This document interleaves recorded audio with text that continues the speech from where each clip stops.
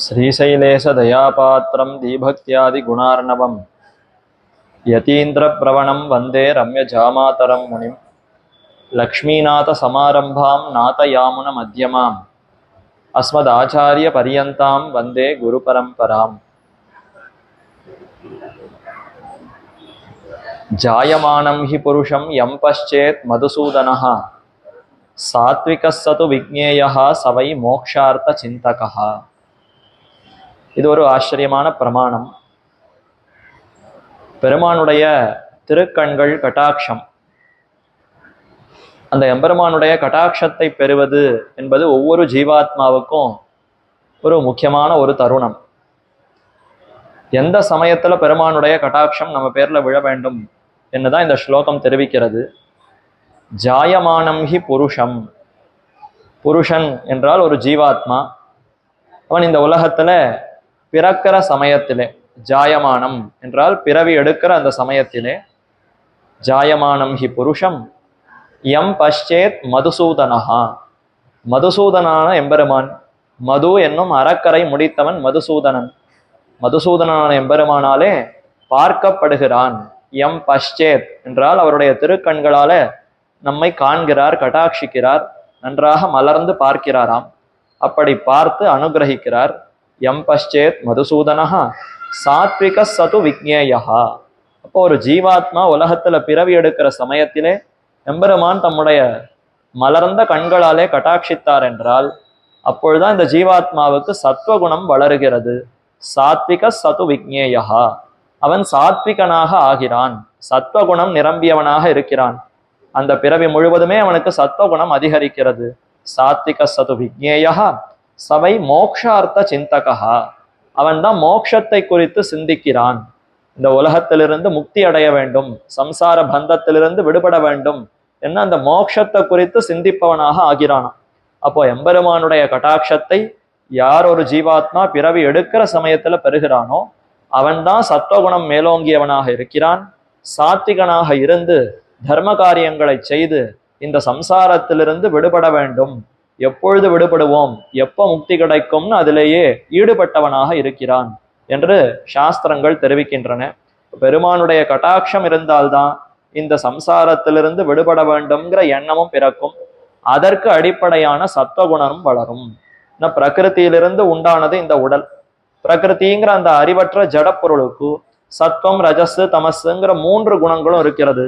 இப்ப 3 குணங்களும் நம்மிடத்துல இருந்தால் அந்தந்த குணங்கள் தூண்டி பல காரியங்களை செய்வோம்.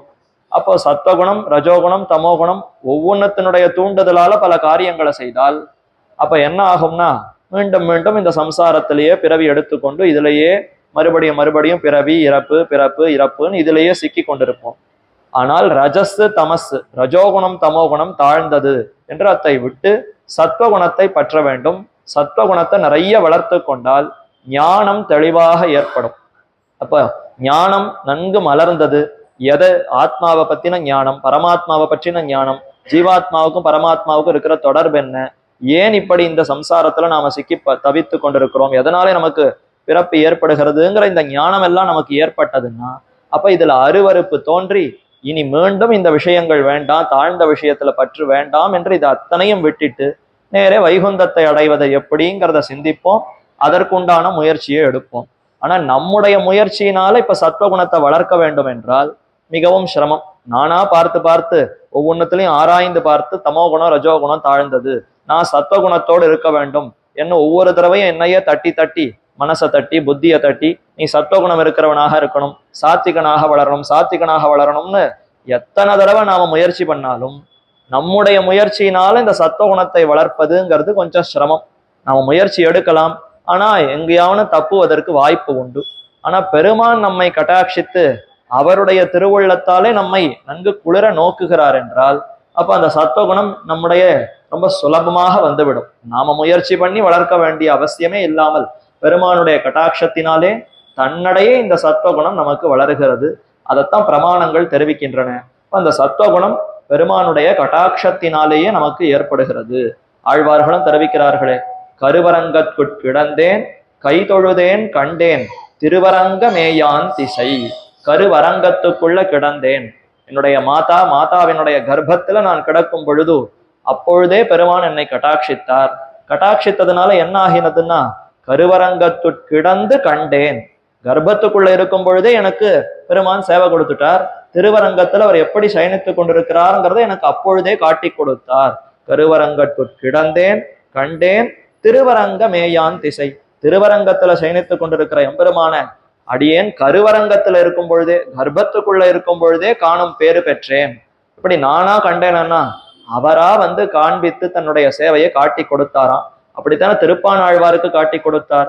அமலன் ஆதிபிரான் அடியார்க்கென்னை ஆட்படுத்த விமலன் விண்ணவர் கோன் விளையார் பொழில் வேங்கடவன் நிமலன் நின்மலன் நீதிவானவன் நீழ்மதில் அரங்கத்தம்மான் திருக்கமல பாதம் வந்து என் கண்ணினுள்ளன ஒக்கின்னதே. என்ன அந்த பாதங்கள் வந்தனங்கிற, நாம் போய் பெருமானுடைய திருவடிகளை பற்றவே இல்லை. நான் பாட்டுக்கு எங்கேயோ என்னுடைய விஷயங்கள்ல ஈடுபட்டு கொண்டு கிடந்தேன். பெருமானா தம்முடைய திருவடிகளை என் தலையில வைத்து, எப்படி ஓங்கி உலகளந்த உத்தமன் திரிவிக்கிரமன் தன் பேராக தன்னுடைய திருவடிகளை நம்ம பேர்ல வைத்தாரோ, அது மாதிரி திருவரங்கத்துல சயனித்துக் கொண்டிருக்கிற எம்பெருமான் திருக்கமல பாதம், அந்த அழகான தாமரை போன்ற திருவடிகளை நீட்டி என்னிடத்தில் அனுப்பினார். என் தலையில வைத்து, இதுதான் உனக்கு அலங்காரம்னு அந்த தலையில கொடுத்து என்னை அழைத்தார். திருக்கமல பாதம் வந்து என் கண்ணின் உள்ளன ஒக்கின்னதே, கண்களுக்குள்ள போய் நிறைந்து விட்டன. வெளியிலெல்லாம் இருந்தால் கஷ்டம், அதனால ஆழ்வாருடைய கண்ணுக்குள்ள போய் நாம இடத்தை பிடித்துக் கொள்ளலாம்னு அந்த திருவடிகள் வந்து கண்ணுக்குள்ள போய் அமர்ந்து கொண்டனவா. அப்படி பெருமானிடத்துல ஈடுபாடு எனக்கு ஏற்பட்டது. அப்ப அவராக வந்து என்னை கட்டாட்சித்தாரே தவிர நம்முடைய முயற்சியினால அவரை பெறுவதுங்கிறது நடக்காத காரியம். சரி, அவரா நம்மை கட்டாட்சிக்கிறாரான்னா எப்பொழுதும் கட்டாட்சிப்பதற்கு தயாரா காத்து கொண்டுதான் இருக்கிறார். அப்ப நமக்கு ஏன் கட்டாட்சம் வரலைன்னா, நாம தடுத்து கொண்டிருக்கிறோம். மழை பெய்யறது வானத்துல, எல்லாரும் நடந்து போறதுல சில பேர்லாம் நினைக்கிறார்கள், சில பேரெல்லாம் நினையல மழை ஜலத்துல. என்ன காரணமா இருக்கும்னா, யாரெல்லாம் கொடைய வைத்து கொண்டு மழையை தடுக்கிறார்களோ அவர்களுக்கு ஜலம் மேலப்படாது. அல்ல அதற்குன்னு இருக்க உரையெல்லாம் போட்டுண்டா அவர்களும் அந்த மழையில நினைய மாட்டார்கள். இந்த உரையோ இந்த குடையோ இல்லாதவர்கள் மழையில நினைந்துதானே விடுவார்கள். அது மாதிரி எம்பெருமானுடைய கட்டாட்சம் எல்லார் பேரிலையும் விழுந்து கொண்டுதான் இருக்கிறது. ஆனா நாமத்தை பெறுகிறோமா இல்லையாங்கிறதுலதான் ரொம்ப முக்கியமான அர்த்தம். நாமத்தை பெறுவதற்கு தடையாக என்னுடைய முயற்சி, என்னுடைய எதோ விஷயங்கள்ல விருப்பம் என்று இதிலெல்லாம் நான் நிறைய சிந்தனையை செலுத்தி கொண்டிருந்தால் அது வருவதுங்கிறதே எனக்கு தெரியாது. பெருமான் என்னை கட்டாட்சிக்கிறாருங்கிற அந்த உணர்வு கூட இல்லாமல் நான் எதோ தாழ்ந்த விஷயங்கள்ல ஈடுபட்டு கொண்டிருக்கும் பொழுது அந்த ஞானமே எனக்கு ஏற்படாது. ஆனா ஒரு க்ஷணத்துல ஏதோ அதையும் தாண்டி நாம செய்து கொண்டிருக்கிற இந்த அனாதி காலமான இந்த தாழ்ந்த விஷயங்களுக்கு நடுவே எங்கேயான ஒரு இடைவெளி கிடைத்ததுன்னா அந்த சமயத்துல பெருமானுடைய கட்டாட்சம் நம்ம பேர்ல விழுந்ததுன்னு சொன்னால் அதை நாம புரிந்து கொண்டால் அப்ப நமக்கு தெரியும், ஓ இத்தனை காலமா பெருமான் என்னை கட்டாட்சித்து கொண்டுதான் இருக்கார், நான் தான் அவருக்கு வேண்டாம் வேண்டான்னு தள்ளிவிட்டு கொண்டிருந்தேன். அவர் எவ்வளவு கருணையோடு என்னிடத்துல இருக்கிற அந்த அன்போடு என்னை எத்தனை காலமா அவர் நோக்கி கொண்டிருக்கிறார், இப்பொழுதுதான் நான் அவரை புரிந்து கொண்டிருக்கிறேங்கிறது பின்னாடிதான் நமக்கு அந்த உணர்தல், அந்த ஒரு உணர்வு ஏற்படும். அப்போதான் புரிதல் ஏற்படும். பெருமான் அனைவரையும் கட்டாட்சிக்கிறார். அந்த கட்டாட்சத்தினால்தான் நமக்கு சத்துவகுணம் வளருகிறது. இதே போல இன்னொரு நாள் கீழே ஒரு பிரமாணத்தை பார்த்தோம். விஷ்ணோஹோ கட்டாட்சம் அத்வேஷம் ஆபிமுக்கியம் சாது சமாகமம். நமக்கு எம்பெருமானிடத்துல ஒரு விருப்பம் இது ஏற்படணும். இயற்கையில நாம பெருமானிடத்துல விருப்பத்தோடு இருக்கணும். நமக்கு அவர் தாய் தந்தையா இருக்கார், நாமெல்லாம் அவருடைய சொத்தா இருக்கும். இந்த ஞானத்தினாலே அவரிடத்துல இயற்கையிலேயே அன்போடு இருக்கணும். ஆனா என்னமோ காரணத்தினால உலக விஷயங்கள்லயே ஈடுபட்டு நான் சுதந்திரன், நான் யாருக்கும் அடிமை இல்லை, என்னுடையதை நான் தான் பார்த்துக்கிறேன் என்கிற அந்த உணர்வோடு அவரிடத்துல விருப்பம் இல்லாமல் நாம துவேஷிக்கிறோம். பெருமான்னு கேட்டாலே ஒரு வெறுப்பு, அந்த வெறுப்போடு தான் பல ஜென்மங்களை கழித்திருக்கும். இப்ப இந்த ஜென்மத்துல பெருமானிடத்துல விருப்பம் வந்திருக்கேன்னா அதற்கு காரணம் பெருமானுடைய கட்டாட்சம், விஷ்ணோஹோ கட்டாட்சம். அதற்கு பிற்பாடு நமக்கு உள்ளத்துல என்ன ஏற்படுறதுன்னா அத்வேஷம்ங்கிறது ஏற்படுகிறது. துவேஷம் பெருமானிடத்துல வெறுப்பு, அத்வேஷம் அப்படின்னா வெறுப்பு இல்லாமல். பெருமான்னு சொன்னா காது கொடுத்து கேட்பதற்கு சற்று மனசு ஈடுபடுகிறது. அவரை பத்தி யாரானு சொல்லி கொண்டிருந்தால் சரி ஏதோ சொல்றாரு என்ன கேட்போம்னு காது கொடுத்து கேட்கலாம்ங்கிற ஒரு ஈடுபாடு வருவதற்கு அத்வேஷம்ங்கிற குணம் பண்பு நம்ம இடத்துல வரணும். அது எப்படி நமக்கு வருதுன்னா அது கட்டாட்சத்தினாலே வருகிறது. விஷ்ணோஹோ கட்டாட்சம், விஷ்ணு எம்பெருமானுடைய கட்டாட்சத்தினாலேயே நமக்கு அத்வேஷம் ஏற்படுகிறது. அதற்கு அப்புறம் தான் ஆபிமுக்கியம். அப்படி பெருமான் கட்டாட்சித்தார்னா அதற்கு மேல பெருமானிடத்துல ஒரு மையல் அன்பு ஏற்படுகிறது. அது நீங்காமல் என்ன ஆனாலும் சரி, யார் தடுத்தாலும் சரி, அவர்தான் எனக்கு பயன். அவருடைய முக்கியமான அந்த அவரை அடைந்து அவருக்கு தொண்டு செய்வதுதான் எனக்கு முக்கியமான பயன் என்று கொண்டு அவரிடத்துல அப்படி ஈடுபடுகிறோம். இதற்கு ஆபிமுக்கியம். பெருமான்னு சொன்ன உடனே அபிமுகனா முகத்தை அவரிடத்துல திருப்பி கொண்டு ஆசையா அவரிடத்துல செல்லுவதற்கு ஆபிமுக்கியம்னு பேரு. இந்த பண்பு பின்னாடி நமக்கு ஏற்படுகிறதா. இப்போ முதல்ல அத்வேஷம் ஏற்பட்டு, அடுத்து ஆபிமுக்கியம் ஏற்பட்டு, பின்னர் பெருமான் என்ன செய்கிறார்? தன்னிடத்துல வரவழைத்த அடியவர்களை நேர பாகவதர்களிடத்தில் அனுப்பி வைக்கிறார். சாது சமாகமம், அடியார்க்கென்னை ஆட்படுத்த விமலன். பெருமான் குற்றமே இல்லாதவர். ஏன்னா தனக்கு நிறைய பக்தர்கள் கிட்டினால் தன்னோடு வைத்துக்கொண்டு அனுபவிப்பதுன்னு சொன்னா அது குற்றம் இல்லையே. என்னுடைய பாகவதர்கள் எவ்வளவு சிறந்தவர்கள், அடியார்கள், அவர்களுக்கு தொண்டு செய்யுங்கள்னு பாகவதர்களுக்கெல்லாம் நம்மை அடிமையாக ஆக்கி விடுகிறாராம். அடியார்க்கு என்னை ஆட்படுத்த விமலன், அடியவனுக்கு நீ அடியவன்கிறத புரிய வைத்து அந்த அளவுக்கு எனக்கு அனுபவத்தை கொடுக்கிறார். தன்னோடு அனுபவத்தை கொடுத்தால் அது ஏதோ சுமாரான அனுபவம். ஆனா பாகவதர்களிடத்துல அனுப்பி அவர்களுக்கும் தொண்டை செய்து நீ அனுபவத்தை பெரு, ஆனந்தத்தை பெருன்னு அனுப்பினா அப்பதான் உண்மையான நம்ம முழு ஆனந்தத்தை பெறுகிறோம்னு அர்த்தம். பெருமானுடைய முழு ஆனந்தத்தையும் பெற்றவர்கள் பாகவதர்களா? ஞானீது ஆத்மைவ மேமதம், ஒரு ஞானி எனக்கு ஆத்மாவை போலேன்னு கண்ணன் தெரிவிக்கிறான். தன்னிடத்துல பிரார்த்தித்து கொண்டு வர பக்தர்கள் ஐஸ்வர்யார்த்தி, கைவல்யார்த்தி, பகவல்லாபார்த்தி, இதுல பகவானே பயன், எனக்கு பரமாத்மா தான் பயன், அவரை தவிர வேறு விஷயங்கள்ல விருப்பம் இல்லை என்று யார் ஒருவன் தெரிந்து கொண்டிருக்கிறானோ அவனுக்கு ஞானின்னு பெயரா? இப்படி தெரிந்து கொண்டிருக்கிற ஞானிய தனக்கு ஆத்மாவாக பாவிக்கிறான். இது எங்கேயானு உண்டா? பெருமான் தான் நம்ம அத்தனை பேருக்கும் ஆத்மாவா இருக்கார், அந்தரியாமியா உள்ள இருக்காருன்னு சாஸ்திரங்கள் தெரிவிக்கின்றன. ஆனா கண்ணன் என்ன சொல்றாருன்னா, நானே தரித்து நிற்பது யாரால் தெரியுமா? இப்படிப்பட்ட அடியார்கள்னாலதான் நான் இந்த உலகத்துல நன்றாக இருக்கிறேன், சுகமா இருக்கேன், ஆனந்தமா இருக்கேன், சந்தோஷமா இருக்கேன். இதற்கெல்லாம் யார் காரணம்னா அடியார்கள் தான் காரணம் என்று நம்மைத்தான் அவன் கை காட்டுகிறான். நம்மைன்னு சொன்னால் சிறந்த அடியார்கள்னு சொல்றேன். அப்படிப்பட்ட அடியார்களை பெருமான் தனக்கே ஆத்மாவாக கொண்டிருக்கிறான்னா அப்ப அப்படிப்பட்ட அடியார்களுக்கு நாம தொண்டன் என்றதை புரிந்து கொண்டு அவர்களுக்கு அடிமை செய்தால் பெருமானுக்கு மட்டற்ற மகிழ்ச்சி ஏற்படும், சிறந்த ஆனந்தம் ஏற்படும். அந்த ஆனந்தத்தினாலே இன்னும் நம்மை நிறைய கட்டாட்சிக்கிறார். நாம முழு ஆனந்தத்தையும் பெற்று எந்த துளி கஷ்டமும் இல்லாமல், துளி துக்கமும் இல்லாமல், வருத்தமும் இல்லாமல், வருத்தமும் தீர்ந்து உயர்ந்த மகிழ்ச்சியை பெறலாம். ஆக அப்படி இது எல்லாத்துக்கும் மூல காரணமாக இருப்பது பெருமானுடைய கட்டாட்சம். ஆண்டாள் நாச்சியார் திருப்பாவை அருளி செய்திருக்கிறாள். அதிலேயும் இன்றைய நாள் பாசுரத்துல அந்த பெருமானுடைய கட்டாட்சத்தை தான் பிரார்த்திக்கிறார். ஆச்சரியமான பாசுரம் திருப்பாவையினுடைய 22வது பாசுரம். அங்கன்மா ஞாலத்தரசர் அபிமான பங்கமாய் வந்து நின் பள்ளிக்கட்டிற் கீழே சங்கமிருப்பார் போல் வந்து தலை பெய்தோம், கிங்கினி வாய் செய்த தாமரை பூ போலே செங்கன் சிறுச்சிறிதே எம்மேல் விழியாவோ திங்களும் ஆதித்யனும் எழுந்தார் போல் அங்கன் இரண்டும் கொண்டு எங்கள் மேல் நோக்குதியேல் எங்கள் மேல் சாபம் இழிந்தேலோர் எம்பாவாய். இன்னும் அழகான பாசுரம். பெருமானுடைய அந்த மலர்ந்த தாமரை போன்ற திருக்கண்களாலே நம்மை கட்டாட்சிக்க வேண்டும்.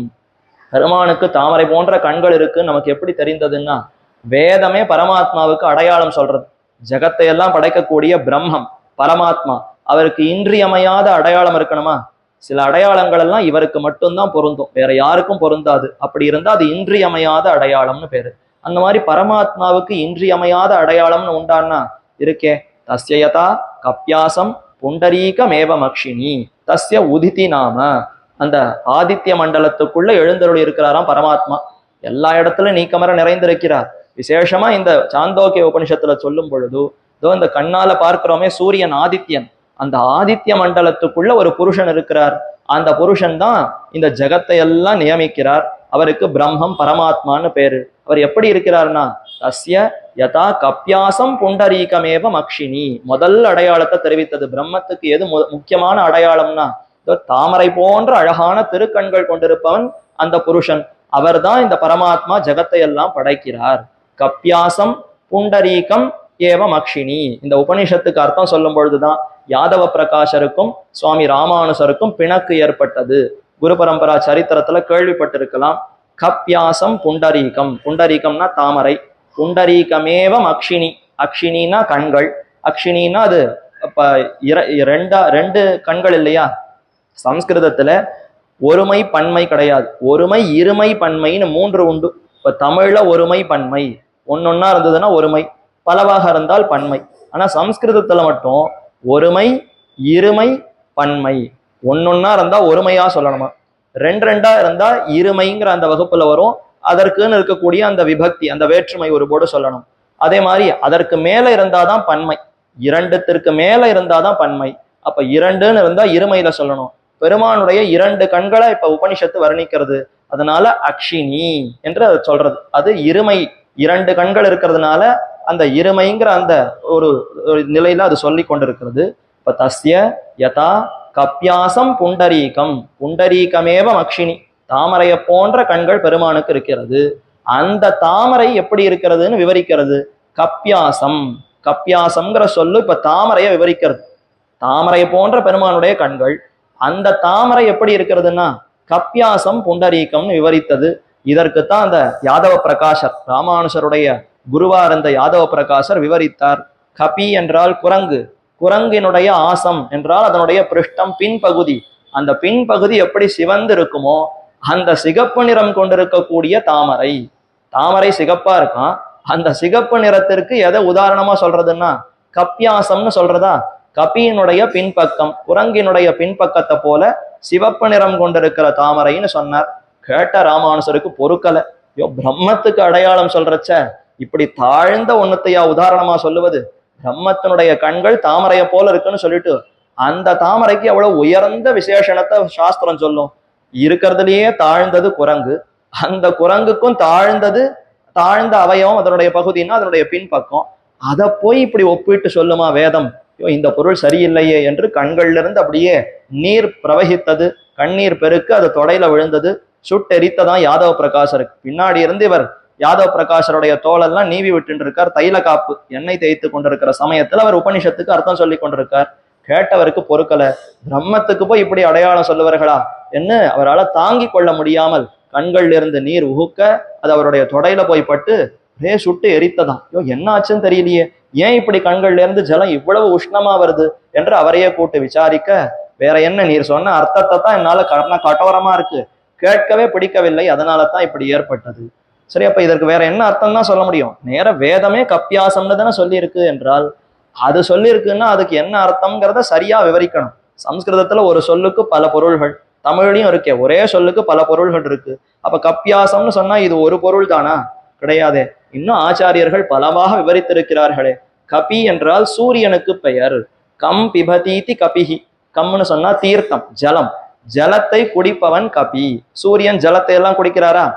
எங்கெல்லாம் நீர்நிலைகள் இருக்கோ ஜலத்தை வத்தடிக்கிறார். சமுத்திரத்துல ஜலத்தை நிறைய பருகுகிறார். அவருடைய அந்த பருகி அதைத்தானே மேகமாக ஆக்குகிறார். அவருடைய உஷ்ணத்தினால ஜலத்தை அப்படி பருகி அதைத்தான் மேக கூட்டங்களாக ஆக்கி மழையை கொடுக்கிறார். அப்ப யாரொருவன் ஜலத்தை குடிக்கிறானோ, ஜலத்தை பருகுகிறானோ அவனுக்கு கபி என்று பெயர்.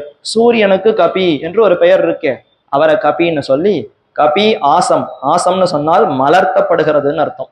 என்ன விகசிக்கிறது, புஷ்பெல்லாம் மலர்கிறது அலறுகிறதுங்கிறதுக்கு ஆசம் என்று சம்ஸ்கிருதத்துல சொல்லுவது உண்டு. அப்ப கப்பியாசம் என்றால் சூரியனாலே மலர்த்தப்படக்கூடிய புண்டரீகம், சூரியனால நன்கு மலர்த்தப்பட்ட ஒரு தாமரை புண்டரீகம்.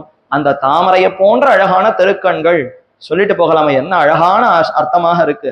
அதை விட்டுட்டு எதற்கு இப்படி தாழ்ந்த அர்த்தத்தை சொல்ல வேண்டும் என்று சொல்ல, கேட்டவருக்கு இவ்வளவு உயர்ந்த அர்த்தத்தை இவர் சொல்றாரே, நமக்கே தெரியாமல் இந்த அர்த்தத்தை இவர் சொல்றாரேன்னு அவரிடத்துல மதிப்பும் ஏற்பட்டது. ஆனா பின்னாடி சிஷ்யர்கள் எல்லாம் பார்த்து, இந்த மாதிரி உம்மை விட அவர் சொல்லி கொண்டு போயிருந்தால் அவருக்குத்தான் பெருமை அதிகரிக்கும் என்று சொல்ல, அதற்கப்புறம் தான் சற்று விரோத மனப்பான்மை ஏற்பட்டு, என்னை விட அவருக்கு பெருமை அதிகரிச்சுடுமா, விடக்கூடாது, கங்கை யாத்திரைன்னு பேரை வைத்து கொண்டு இவரை அழைத்து கொண்டு போய் கங்கையில தள்ளிவிட வேண்டும். அது மேற்கொண்டு குரு பரம்பரா சரித்திரம். எதற்கு சொல்ல வந்தேன்னா, பெருமானுடைய அந்த தாமரை போன்ற திருக்கண்கள் அதை உபனிஷத்தே விவரிக்கிறது. அந்த இடத்துல வேதார்த்த சங்கிரகத்துல எம்பெருமானார் ரொம்ப அழகா தெரிவிக்கிறார். கப்பியாசம் புண்டரீகம் ஏவ மக்ஷினின்னா எப்படி அந்த தாமரை மலர்த்தப்படுகிறதுன்னா தாமரைக்கே விசேஷனம் சொல்றார். சுமிருஷ்டனால ரவிகர விரசித புண்டரீக அமலாய தேக்ஷணஹா, புண்டரீகம் தாமரை, அமலாய தேக்ஷணஹா தாமரையை போன்ற மிகவும் நீண்டு அழகான செவ்வரி ஓடிய கண்களாம், கரியவாகி புடை பறந்து மிளிர்ந்து செவ்வரி ஓடி நீண்ட அப்பெரியவாய கண்கள். அமலநாதி பிரான்ல எப்படி என்னமா வர்ணிக்கிறார் எம்பெருமானுடைய அந்த கண்களை. கரியவாகி, நல்ல கருமை நிறம் பாய்ந்து அந்த வெளிப்புறமெல்லாம் நல்ல கரிய நிறம் மைப்பூசினா போல அமைந்திருக்கிறது. கரியவாகி புடை பறந்து, இருக்க வேண்டிய இடத்தை விட்டு கண்கள் இன்னும் அகலமா வளர்ந்து கொண்டே போகிறதாம். ஏன்னா நிறைய பேரை கட்டாட்சிக்கணும், யாரோ ஒருத்தர் இருவர்னு இல்லாம ஜெகத்துல இருக்கிற அத்தனை பேரையும் இந்த கண்களால நன்கு கட்டாட்சிக்க வேண்டும்னு விருப்பத்தினாலே வளர்ந்து கொண்டே போகிறதாம். அந்த கண்கள் இதற்குள்ள அடைத்த இடத்துக்குள்ளதானே இருக்கணும், ஆனா அதை விட்டு விட்டு விட்டு விட்டு வளர ஆரம்பிக்கிறதா. மேல் பக்கம் போகலான்னா மேல் புருவம் அதை தடுக்கிறது. சரி, கீழ்ப்பக்கம் போகலான்னா பெருமானுடைய பார்வை கீழே போகவே போகாதான். ஏன்னா அனைவரையும் மேல உயர்த்தணும் தான் அவர் பார்த்துட்டு இருக்கார், அவரே கீழே தள்ளி விடுவாரா, அதனால கீழ்ப்பக்கம் போகல. சரி, எந்த பக்கம் தான் வளர்றது? அப்ப எல்லாம் இந்த பக்கம், இந்த கண்கள் வலது பக்கம் இப்படி வளர்றது, இடது கண்ணு இடது பக்கமா வளர்றதா. அப்படி போய் உலகத்துல இருக்கிற எல்லாரையும் சூறையாடிடலாம், இந்த கண்ணாகிற வலையில அத்தனை பேரையும் சிக்கும்படி செய்து விடலாம்னு வளர்கிறதாம். கரியவாகி புடை பறந்து மிளிர்ந்துன்னா ஒரு நீர் கோத்துன்னு இருக்கிற கண்களாம். கண்கள் அன்பினாலே எப்பொழுதும் கண் கலக்கத்தோடு சற்று அந்த ஜலம் தோய்ந்து ஒரு பளபளப்போடு அந்த கண்கள் அமைந்திருக்கிறது. அதான் மிளிர்ந்து. செவ்வரி ஓடி, கண்களுக்குள்ள அழகா சிகப்பு நிறத்துல வரிகள் ஓடுகிறது. அது எதை குறிக்கிறதுன்னா அன்பு வாத்சல்யத்தை குறிக்கிறது. என்னைக்கு அவன் வருவான், என்னைக்கு அவன் வருவான்னு ஒவ்வொருத்தனையும் எதிர்பார்த்துட்டு இருக்காரா தாய் உள்ளம். அதனால அன்போடு அந்த கண்கள்ல அந்த சிகப்பு நிறம் அது வரி வரியா ஓடுறது. செவ்வரி ஓடி நீண்ட அப்பெரியவாய கண்கள். சரி, எவ்வளவு தூரம் நீண்டெடுத்துன்னா ஆழ்வார்கள் அளவும் நீண்டு அலையறிந்த கண்கள். சங்க சக்கரம் பிடித்து கொண்டிருக்கிறார் எம்பெருமான், அது வரைக்கும் கண்கள் நீண்டு விட்டதாம். ஆழ்வார்கள்னா சக்கரத்தாழ்வார், பாஞ்சசன்ய ஆழ்வார், இவர்கள் அளவும் அந்த கண்கள் நீண்டது. அங்கதான் ஆயுதங்கள் நிறுத்தித்தான். போரும் போரும் இதற்கு மேல வளர்ந்ததுன்னா அப்புறம் உலகம் தாங்காது. ஏதோ நீர் உம்முடைய கண்களால கட்டாட்சித்தாலே அத்தனை பேரும் இந்த கண்ணுக்கு ஒரு மூலையிலே அடங்கி விடுவா. இது வேற இன்னும் வளர்த்து வளர்த்து கட்டாட்சிக்கணும்னா போறோம், அந்த அளவுக்கு யாரும் வருவதாகவும் தெரியவில்லை. போரும் இவர்கள் தான் பெருமானுடைய கண்களை அடக்கி வைக்கிறார்களாம். அப்ப நீண்ட அப்பெரியவாய கண்கள். அப்பெரியவாயன்னா இவ்வளவு நேரம் வர்ணிச்சார், இதற்கு மேலேயும் அதை எப்படி வர்ணிக்கிறதுன்னு தெரியலையாம். ஒரே அழகுன்னா அப்பெரியவாய ஆன்னு சொல்லிட்டா ஆச்சரியம், என்ன சொல்றதுன்னே வார்த்தையே எழும்பலையாம். இவ்வளவு நேரம் ஏதோ சொல்லணுங்கிறதுக்காக 4 விசேஷணங்களை சொன்னேன், அதை முழுக்க என்னால வர்ணிக்க முடியுமா? அதனுடைய அழகு அதனுடைய அழகுதான். அப்பெரியவாய கண்கள் என்னை பேதமை செய்தனவே. அப்பேற்பட்ட அந்த கண்கள் என் அப்படியே பைத்தியமாகும்படி செய்து விட்டன, அவரிடத்திலேயே பித்து பிடித்து விட்டதுன்னு தெரிவிக்கிறார். அப்படி அழகான அந்த திருக்கண்கள், அத்தால நம்மை கட்டாட்சிக்கிறார். வேதங்களும் பெருமானுடைய கண்களை வர்ணித்தன, ஆழ்வார்களும் ஓஹோன்னு வர்ணிக்கிறார்கள். அந்த கட்டாட்சத்தினால்தான் நமக்கு சத்வகுணம் வளர்கிறதுன்னு பார்த்தோம். திருக்கச்சி நம்பிகள் சுவாமி ராமானுசருடைய ஆச்சாரிய துல்யர், அவர் தானே காஞ்சி மாநகரத்திலிருந்து பேரருளாள பெருமானுக்கு ஆலவட்டம் விசிறி கைங்கரியம் வீசி அவரிடத்துல நேர பேசின பாக்கியத்தை கொண்டிருப்பவர். அவரோட நேர பேசுவார். எங்கேயான அர்ச்சா விக்கிரகத்துல இருக்கிற பெருமாள் பேசி கேள்விப்பட்டது உண்டா? ஆனா திருக்கச்சி நம்பிகளுக்கு என்ன பாக்கியம்னா, அவரு போய் ஆலவட்டம் வீசரச்ச பெருமான் அவரிடத்துல பிரீத்தியா சர்வாபிபாஷினே ஸ்ரீகாஞ்சி பூர்ண மிஸ்ரேன பிரீத்தியா சர்வாபிபாஷினே அதீத அர்ச்சா வியவஸ்தாய ஹஸ்தியத்ரீஷாய மங்களம். ஹஸ்தியத்ரி ஹஸ்திகிரி வேழமலையில இருக்கக்கூடிய எம்பெருமானுக்கு மங்களம். அவர் எப்படிப்பட்டவர்? அதீத அர்ச்சா வியவஸ்தாய, அர்ச்சா நிலையை கடந்தவர். எங்கு கடந்தார்? ஸ்ரீகாஞ்சி பூர்ண மிஸ்ரேன, காஞ்சி பூர்ணர் என்று பெயர் கொண்டிருக்கக்கூடிய திருக்கச்சி நம்பிகள் இடத்திலே சர்வாபி பாஷினே, அனைத்தையும் பேசினாராம். பிரீத்தியா சர்வாபி பாஷினே, பேசணும் பேசணும்னு ரொம்ப காலமா துடித்து கொண்டிருந்தார். பிரம்மம் பேசணும்னா அதற்குன்னு தகுதியான ஒரு ஆள் கிடைச்சாதானே பேச முடியும். எம்பெருமான் உபதேசிக்கணும்னு ரொம்ப நாளா பார்த்துட்டு இருந்தார். என்னைக்கு ஒரு அர்ஜுனன் கிடைச்சானோ அன்னைக்குதான் உபதேசத்தை தொடங்கினார். ஏன்னா அர்ஜுனன் தான் சரியான பாத்திரம்னு அவருடைய மனசுல இருந்தது போல் இருக்கு. யாரும் நம்ம இடத்துல கேட்டுக்க மாட்டா, நம்ம இடத்துல உட்கார்ந்து கேட்கணும்னா நிறைய பொறுமை வேணும், அவன் நம்ம இடத்துல நல்ல அன்போடு இருக்கணும், நம்ம இடத்துல நிறைய பழகி நம்ம பத்தி அவன் தெரிஞ்சுட்டு இருக்கணும், நான் எப்படிப்பட்டவன், எப்படி அவனுக்கு உபதேசிப்பேன், என்னை பத்தி அவன் கொஞ்சம் தெரிஞ்சுட்டு இருக்கணும். இதெல்லாம் இருக்கிறவனா ஒருத்தனை பார்த்து உபதேசிக்கணும்னு ரொம்ப அவதாரங்களா அவர் முயற்சி பண்ணி பார்த்தார். எந்த அவதாரத்தையும் யாரும் சொல்லுன்னு கேட்கவே இல்லையாம். ஆனா கிருஷ்ணாவதாரத்துல அர்ஜுனன் தான் எனக்கு எதுன்னே புரியல, நீ 2 வார்த்தை சொல்லுன்னு தெரியாதனமா கேட்டுட்டான். கேட்ட உடனே சொல்ல ஆரம்பிச்சார். பூயேவ மகாபாகோ ஸ்ருணுமே பரமம் வச்சஹா என்ன வேக வேகமா 18 அத்தியாயம் 700 ஸ்லோகங்கள்ல இனி மிச்சம் இல்லாமல் எங்கெங்கேயோ உபனிஷத்துல அடங்கி இருக்கிற அர்த்தங்களை எல்லாம் கொண்டு மூல முடுக்குல இருந்ததெல்லாம் எடுத்துன்னு நடு கூடத்துல போட்டு இதுதான்ப்பா உயர்ந்த அர்த்தம்னு அத்தனையும் கொட்டி தீர்த்தார். இப்ப அத்தனை அன்போடு கொடுக்கிறாரா, அதைத்தான் தெரிவிக்கிறார். இத மாதிரி எம்பெருமான் அப்படி கொடுக்கிறார், அத கண்களால அப்படி கட்டாட்சிக்கிறார். இப்ப திருக்கச்சி நம்பியின் இடத்துல சர்வாபி பாஷினே, அன்போடு அனைத்தையும் பேசினார். சர்வாபிபாஷினேங்கிற இடத்துல ஆச்சாரியர்கள் விளக்குகிறார்கள். ஏதோ வேத விஷயங்கள், வைதிகமான விஷயத்தை மட்டும் பெருமாள் பேசலையாம், லௌகிகமான விஷயத்த கூட பேசினாராம்.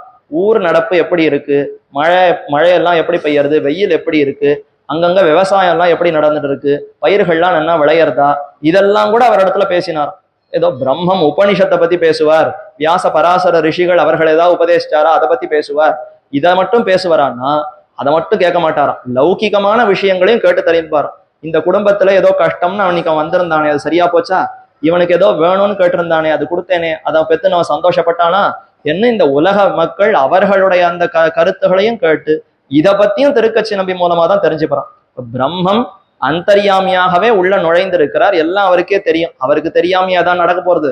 இருந்தால் கூட திருக்கட்சி நம்பியின் இடத்துல அன்போடு வார்த்தையாடி இவர் மூலமாக அனைத்தையும் கேட்டு பெற வேண்டும்ங்கிற அளவுக்கு அவரிடத்துல அன்போடு பரிமாறி இருக்கிறார்னா எப்பேற்பட்ட ஒரு பாக்கியம் அவருக்கு கிட்டி இருக்கிறது. அதனாலதான் அவரை பூர்ணர்னு கொண்டாடுறோம். நம்பி, பூர்ணர் என்றால் முழுமையானவர்னு அர்த்தம். எல்லா நல்ல பண்புகளும் அவரிடத்துல முழுமையா குடிகொண்டிருக்கிறது. அதனாலதான் இவரிடத்துல பெருமானுக்கு மிகுந்த அன்பு. நம்பியா இருக்கார், பூர்ணரா இருக்கார், அப்ப இவரிடத்துல பேசுவோம் என்று அவரிடத்துல பேசினார்.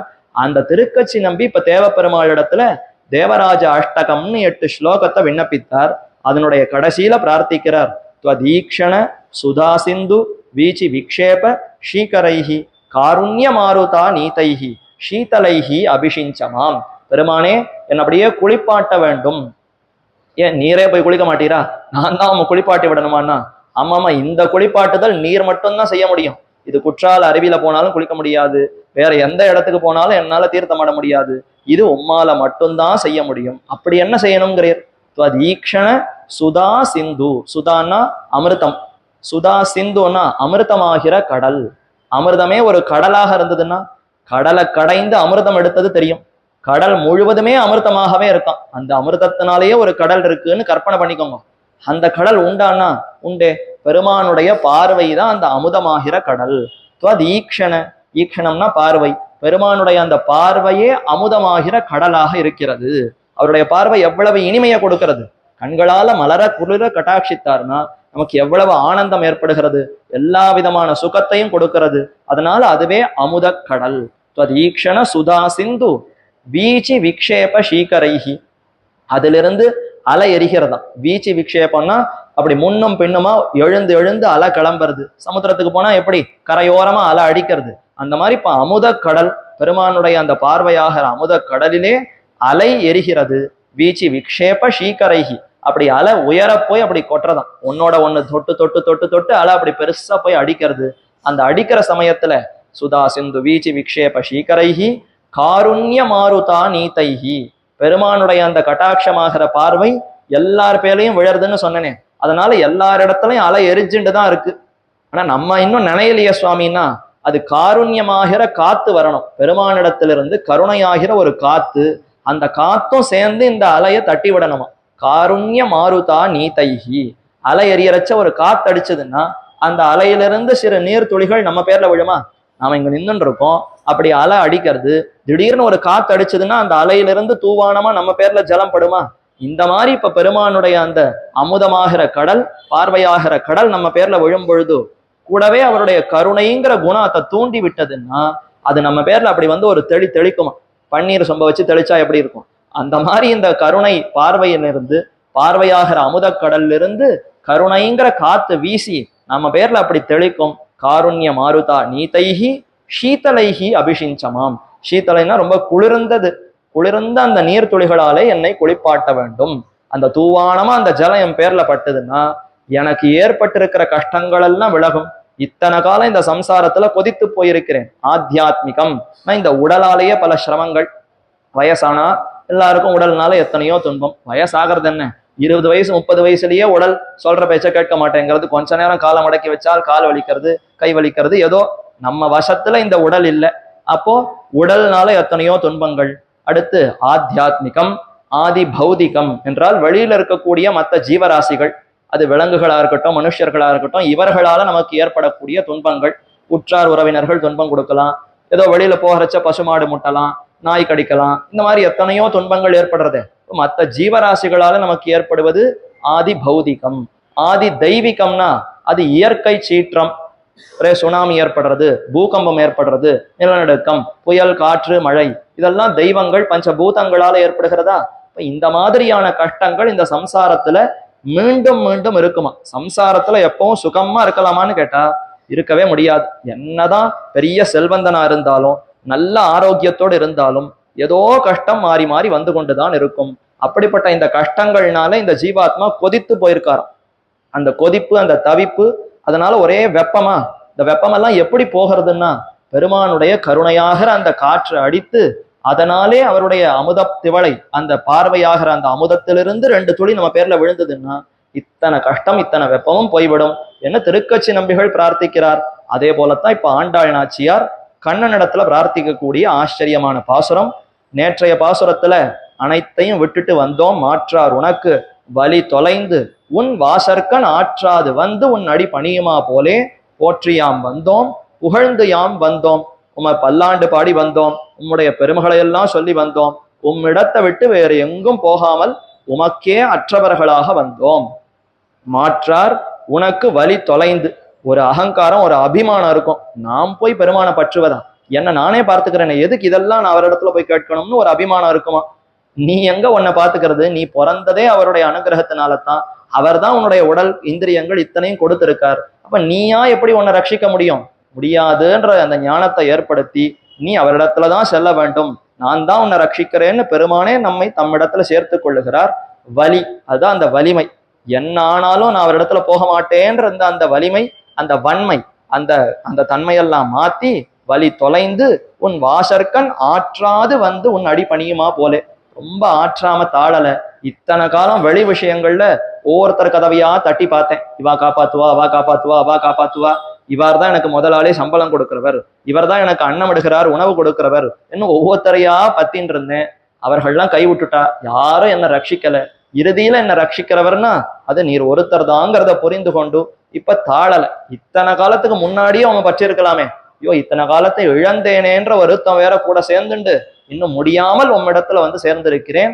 எப்படி இந்த வறுமையெல்லாம் இப்ப எப்படி போகிறதுன்னா உம்முடைய பெருமைகளை சொல்லி புகழ்ந்தால் அதனாலேயே இந்த கஷ்டங்கள் எல்லாம் தீருகிறது.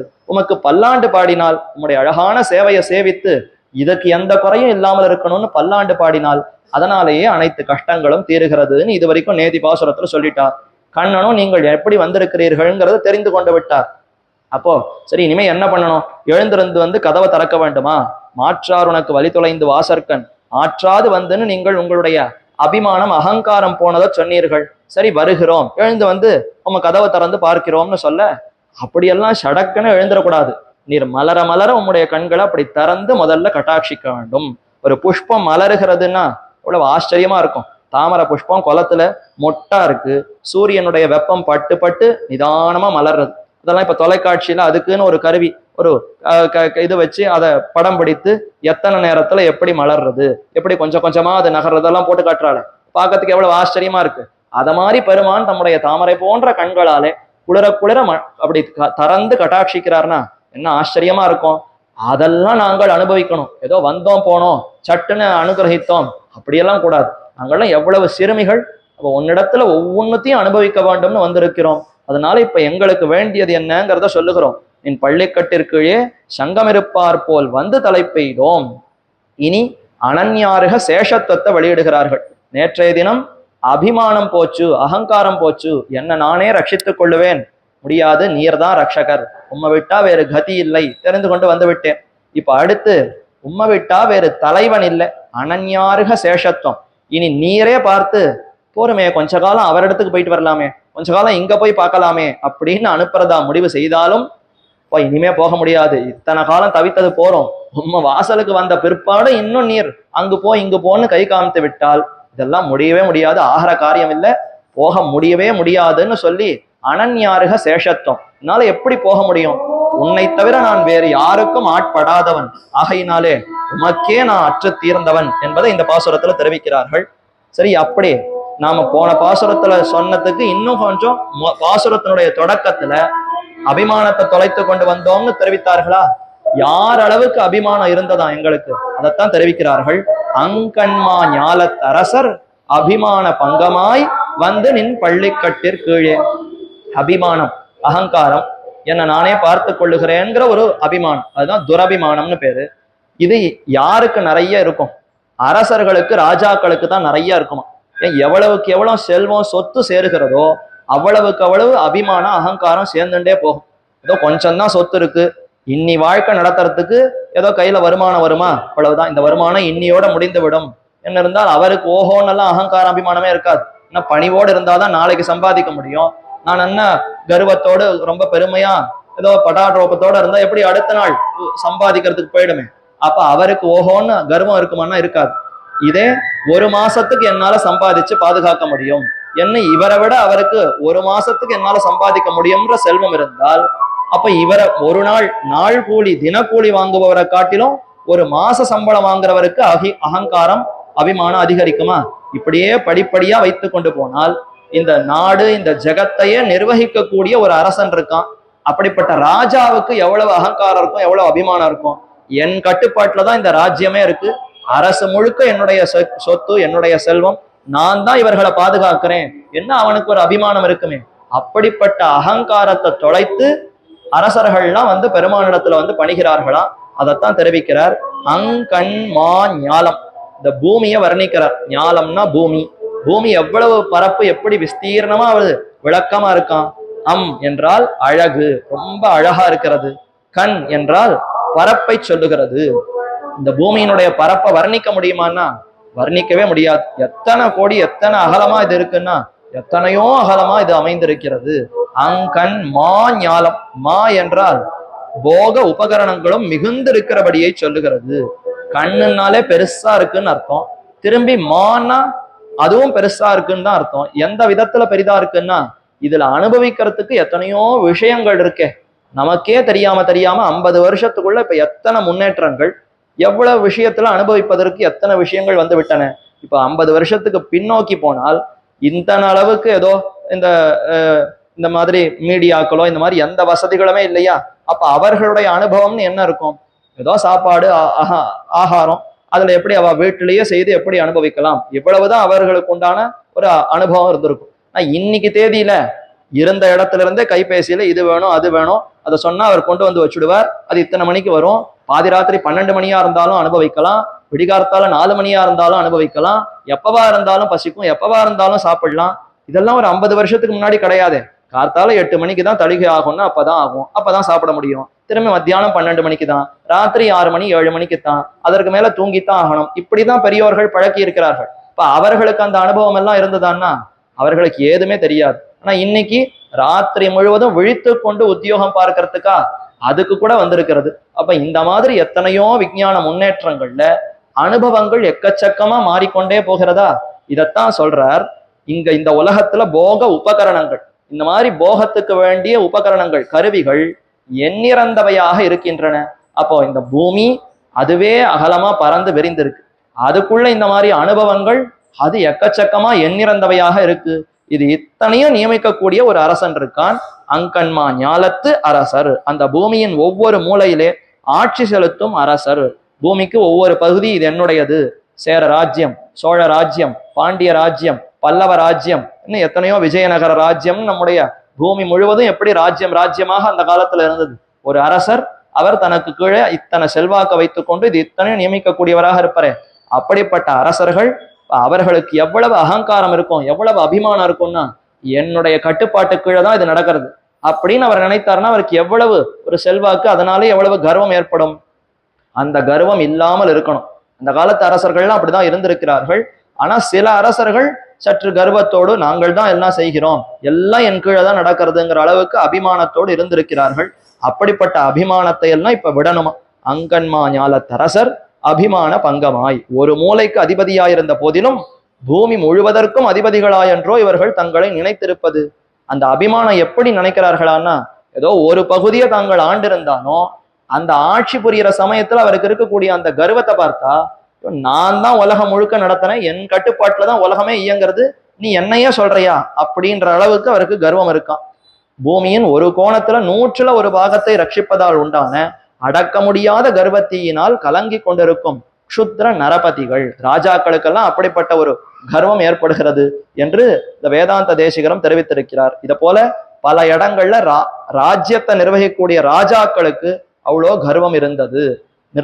இவர் திருவாய்மொழியில நம்மாழ்வாரே தெரிவிக்கிறாரே, ஒரு நாயகமாய் ஓட உலகுடன் ஆண்டவர் கருணாய் கவர்ந்த காலர் சிதகிய பாணையர் பெருநாடு காண இம்மையிலே பிச்சைதாம் கொள்வர் திருநாரணந்தாள் காலம் பெற சிந்தி தூய்மினோ. என்னத்துக்கு இந்த ராஜ்யம் செல்வம் இதிலெல்லாம் சிக்கி தவித்து கொண்டிருக்கிறீர்கள்? இதை விட்டுட்டு திருநாரணனுடைய திருவடிகளை பற்றுங்கள், அதுதான் என்னன்னைக்கும் நமக்கு க்ஷேமத்தை கொடுக்கும்னு உபதேசிக்கிறார். அப்ப ராஜாக்களை பத்தி வர்ணிக்கிறார். ஒரு நாயகமாய் ஓட உலகுடன் ஆண்டவர், அப்படியே வழி வழியா தகப்பனார் தகப்பனார் பிள்ளை பிள்ளைக்கு பிள்ளை பிள்ளைக்கு பிள்ளைன்னு சந்ததி சந்ததியா ராஜாவா இருக்கிற குடும்பமா. அப்படி இருக்கிற குடும்பம்னா இன்னும் பெருமை அதிகமா, அதனாலேயே கர்வம் அதிகரிக்கிறது. என்ன நினைச்சுட்டேன், என்னுடைய கொள்ளு தாத்தாலேருந்து நாங்க இப்படி இருக்கோம், நாங்க அரச பதவியில அரசர்களா இருக்கோன்ற அந்த நினைப்பே ஒரு கர்வத்தை கொடுக்கிறது.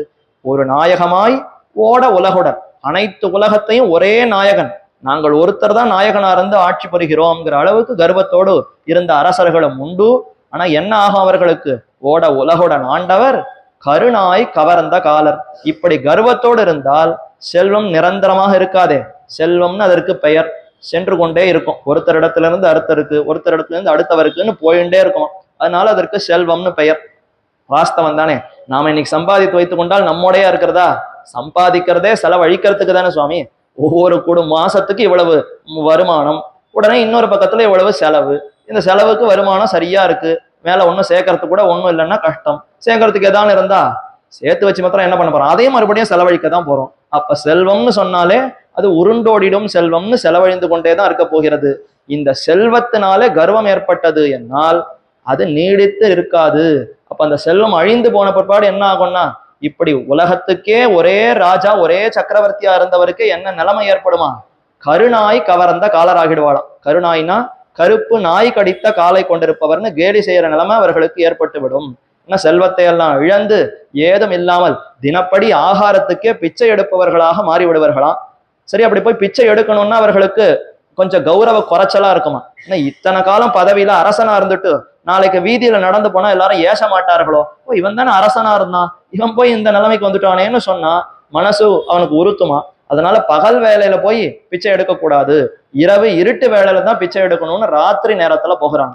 அப்படி போகிறச்ச கீழே அப்படி நடந்து போயின்னு இருக்கான். ஏதோ கருப்பு நாய் ஒண்ணு படுத்துன்னு இருக்கு, இருட்டா இருக்கா, இருள் மூடி இருக்கிறதுனால அந்த கருப்பு நாய் கண்ணுக்கு தெரியல. இவன் ஆகாரம் வேணுங்கிற அந்த துடிப்புல அப்படியே கண்ணு பஞ்சடைஞ்சு அப்படியே நடந்து போறான். அந்த நாய்க்கு மேல காலை வச்சா அது வள்ளுன்னு காலை பிடுங்கிறதாம். அதுக்கப்புறம் கத்தவும் முடியல, ஏன்னா குரல் கொடுத்தான்னா யாருன்னு ஜனங்கள்லாம் வந்து பார்க்க ஆரம்பிச்சிருவாளே. அந்த நாய்கடியும் வாங்கிண்டு கத்தவும் முடியாம இப்படியெல்லாம் கஷ்டப்பட்டு கருநாய் கவர்ந்த காலர் சிதகிய பாணையர், கையில ஒழுங்கான ஒரு ஓடு பாத்திரத்தை கூட வைத்துக்கொண்டு பிச்சை எடுக்க முடியாமல் உடைந்த ஒரு சில்லு ஓட வைத்துக்கொண்டு அதுல ஏதேனும் உணவு தங்குமா, அதை எடுத்தாவது வாயில போட்டுக்கொண்டு ஜீவிக்கலாமா என்றெல்லாம் பார்க்கிற நிலைமை அரசர்களுக்கு வரும். அப்போ நிறைய அகங்காரம் அபிமானத்தோடு இருந்தால் நிற்க முடியாது. அது அத்தனையும் அழிந்து போய் இந்த மாதிரி ஏது யார் கேட்பாரற்ற நிலைமை கூட வந்து சேர்ந்து விடலாம். அதனால செல்வத்தை நம்பி கர்வம் கொள்ளுவது கூடவே கூடாது. பெருமானிடத்தில் அடிபணிந்து அவருடைய திருவடிகளையே செல்வமாக மதிக்க வேண்டுமே தவிர மற்ற செல்வங்கள் எல்லாம் நிற்கவே நிற்காது. மாமழை மொக்குளில் மாய்ந்து மாய்ந்துன்னு இன்னொரு இடத்துல தெரிவிக்கிறார். பெருசா மழை அடிக்கிறது, அந்த மழை தண்ணி கீழே ஓடுறச்ச ஜல புத்புதம் நீர் குமிழி உண்டாகுமா? ஓஹோன்னு மழை பெய்து சாரல் அடித்து அப்படி கீழே போயிட்டு இருக்குன்னா அந்த போகிற நீர்ல புத்புதம் ஜல நீர் குமிழி உண்டாகும். அந்த நீர் குமிழி எவ்வளவு நேரம் நிலைக்கும்? அப்படியே போயிட்டு இருக்கிறச்ச இன்னொரு துளி அது மேல பட்டதுன்னா டொப்புன்னு உடைந்து போயிடும். இப்ப இந்த அளவுக்கு தான் நம்முடைய இந்த சுகபோகங்கள் அனுபவிக்கக்கூடியதனுடைய அந்த நிலை எவ்வளவு காலம் அது நீடித்திருக்கும்னா இந்த நீர்க்குமையினுடைய அந்த நிலைக்கக்கூடிய தன்மை அளவுக்கு தான் இந்த செல்வம் இருக்குமே தவிர எத்தனை காலம் அனுபவித்தாலும் செல்வம்ங்கிறது அது அழிந்து போகக்கூடியதுதான். அதனால இதை விட்டு எம்பெருமான பற்ற வேண்டும்னு ஆழ்வார் உபதேசிக்கிறார். அப்படி அரசர்கள் எல்லாம் சற்று அகங்காரத்தோடு இருந்த அரசர்களும் உண்டு. ராவணனே அப்படிப்பட்டவன் தானே. லங்கையா அப்படி ரொம்ப கட்டுக்கோப்பா வைத்துக்கொண்டு அதை தலைநகரமாக வைத்துக்கொண்டு தேவர்களை எல்லாம் கூட இவன் தான் ஆட்டி படைத்தான். அப்ப தேவலோகத்தை எல்லாம் கூட இவன் ஆளுகிறான்னு பார்க்கலாம். அந்த அளவுக்கு ஒரு பெரிய கர்வத்தோடு அகங்காரத்தோடு அத்தனையும் ஆட்சி புரிந்து கொண்டிருந்தான். என்ன ஆச்சு? ஒரு நாள் ராமனிடத்துல ஒரு அம்பல் அடிபட்டு பிராணனையே விட்டான்.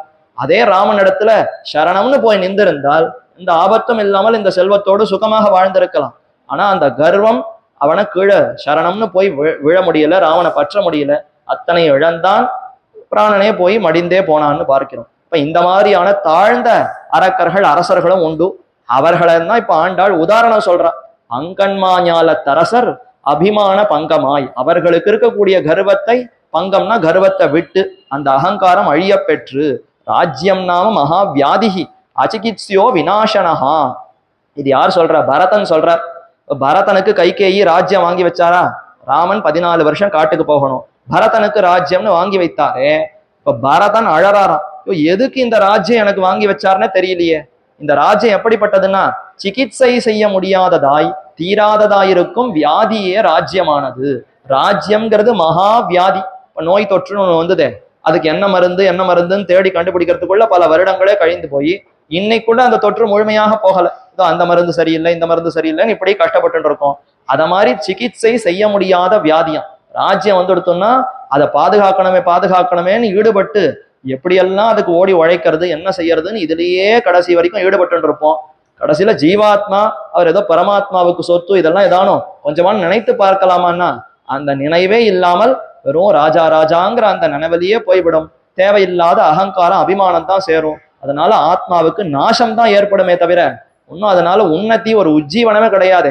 பரதன் நடுங்கிறான், ஐயோ இப்படிப்பட்ட ஒரு பெரிய வியாதியே எங்க அம்மா எனக்கு வாங்கி வச்சிருக்காளே, சிகிச்சை செய்ய முடியாததாய் தீராததாயிருக்கும் மகா வியாதி என்றோ இந்த ராஜ்யம். தசவேஷ்யாசமோ நிருபஹா என்று நிறைய பாபத்தை கொடுக்கக்கூடிய ஒரு ராஜ்யமா. ராஜ்யம் ஆளுகிறோம்னா ரொம்ப சுகம் ஆனந்தம்னு ஒரு பக்கம் இருக்கு, ஆனா பிரஜைகள் பண்ற பாப்பங்கள் அத்தனையும் ராஜாவுக்கு தான் சேருமா. அதனால தான் அது ரொம்ப பாபத்தை கொடுக்கக்கூடிய ஒரு அரசன் சுமக்கிறான். ஒரு ராஜாவா இருக்கிறவன் தன்னுடைய நாட்டு பிரஜைகள் பண்ற பாப்பங்கள்ல இருந்து அவன் பங்கு அவனுக்கு போய் சேருமா. ஏன்னா நம்முடைய வருமானத்திலிருந்து ஒரு பங்கு போகிறது, வருமான வரி செலுத்துகிறோம், அதை வைத்து ராஜ்யத்தை நடத்துகிறாருன்னா அப்ப நம்முடைய வருமானம் மட்டும் போகும், பாப்பம் போகாதா? அப்ப ஜனங்களுடைய பாப்பமும் அவருக்கு போய் சேருகிறது, இப்ப புண்ணியமும் போய் சேரும். நாம நல்ல காரியம் பண்ணா அதுவும் போய் சேரும். இப்ப பாப்பங்களை எல்லாம் அவன் சுமக்கிறான்னா நம்முடைய பாப்பத்தை நமக்கு சுமக்கிறதுக்கே தாங்க முடியல. இப்ப ராஜாவா இருக்கிறவர் தன்னுடைய பாப்பம், நாட்டு பிரஜைகளுடைய பாப்பம் இத்தனையும் சேர்த்து தாங்கணும்னா என்னைக்கு அவர் தீர்த்து முடிக்கிறது, என்னைக்கு அவர் பெருமானை போய் அடையிறது? நடக்கவே நடக்காது. அதனால இது வேண்டவே வேண்டாம் என்ன அபிமான பங்கமாய் அதுல இருக்கக்கூடிய அந்த ஆசை, அந்த அகங்கர்வம் அதையெல்லாம் விட்டு ராஜ்யவாரத்தில் வெறுப்புண்டானவுடன் காட்டுக்கு போவது என்றொரு வழக்கம் உண்டே. இதத்தான் 4 ஆசிரமங்கள்னு தெரிவிக்கிறார்களே. முதல்ல பிரம்மச்சரிய ஆசிரமம், அடுத்து கிரகஸ்தாசிரமம், அடுத்து வானப்பிரஸ்தாசிரமம், 4வது சந்நியாசாசிரமம் தெரிவிக்கிறார்கள். அதுல இந்த வானப்பிரஸ்தாசிரமம்ங்கிறது என்ன? வானப்பிரஸ்தம்னா காட்டிலே போய் வாழ்வது, நல்ல செல்வம் சேர்த்து குடும்பஸ்தனாக இருந்து இல்லறத்தனாக இருந்து தர்ம காரியங்கள் எல்லாம் செய்து கொண்டு வருகிறார்.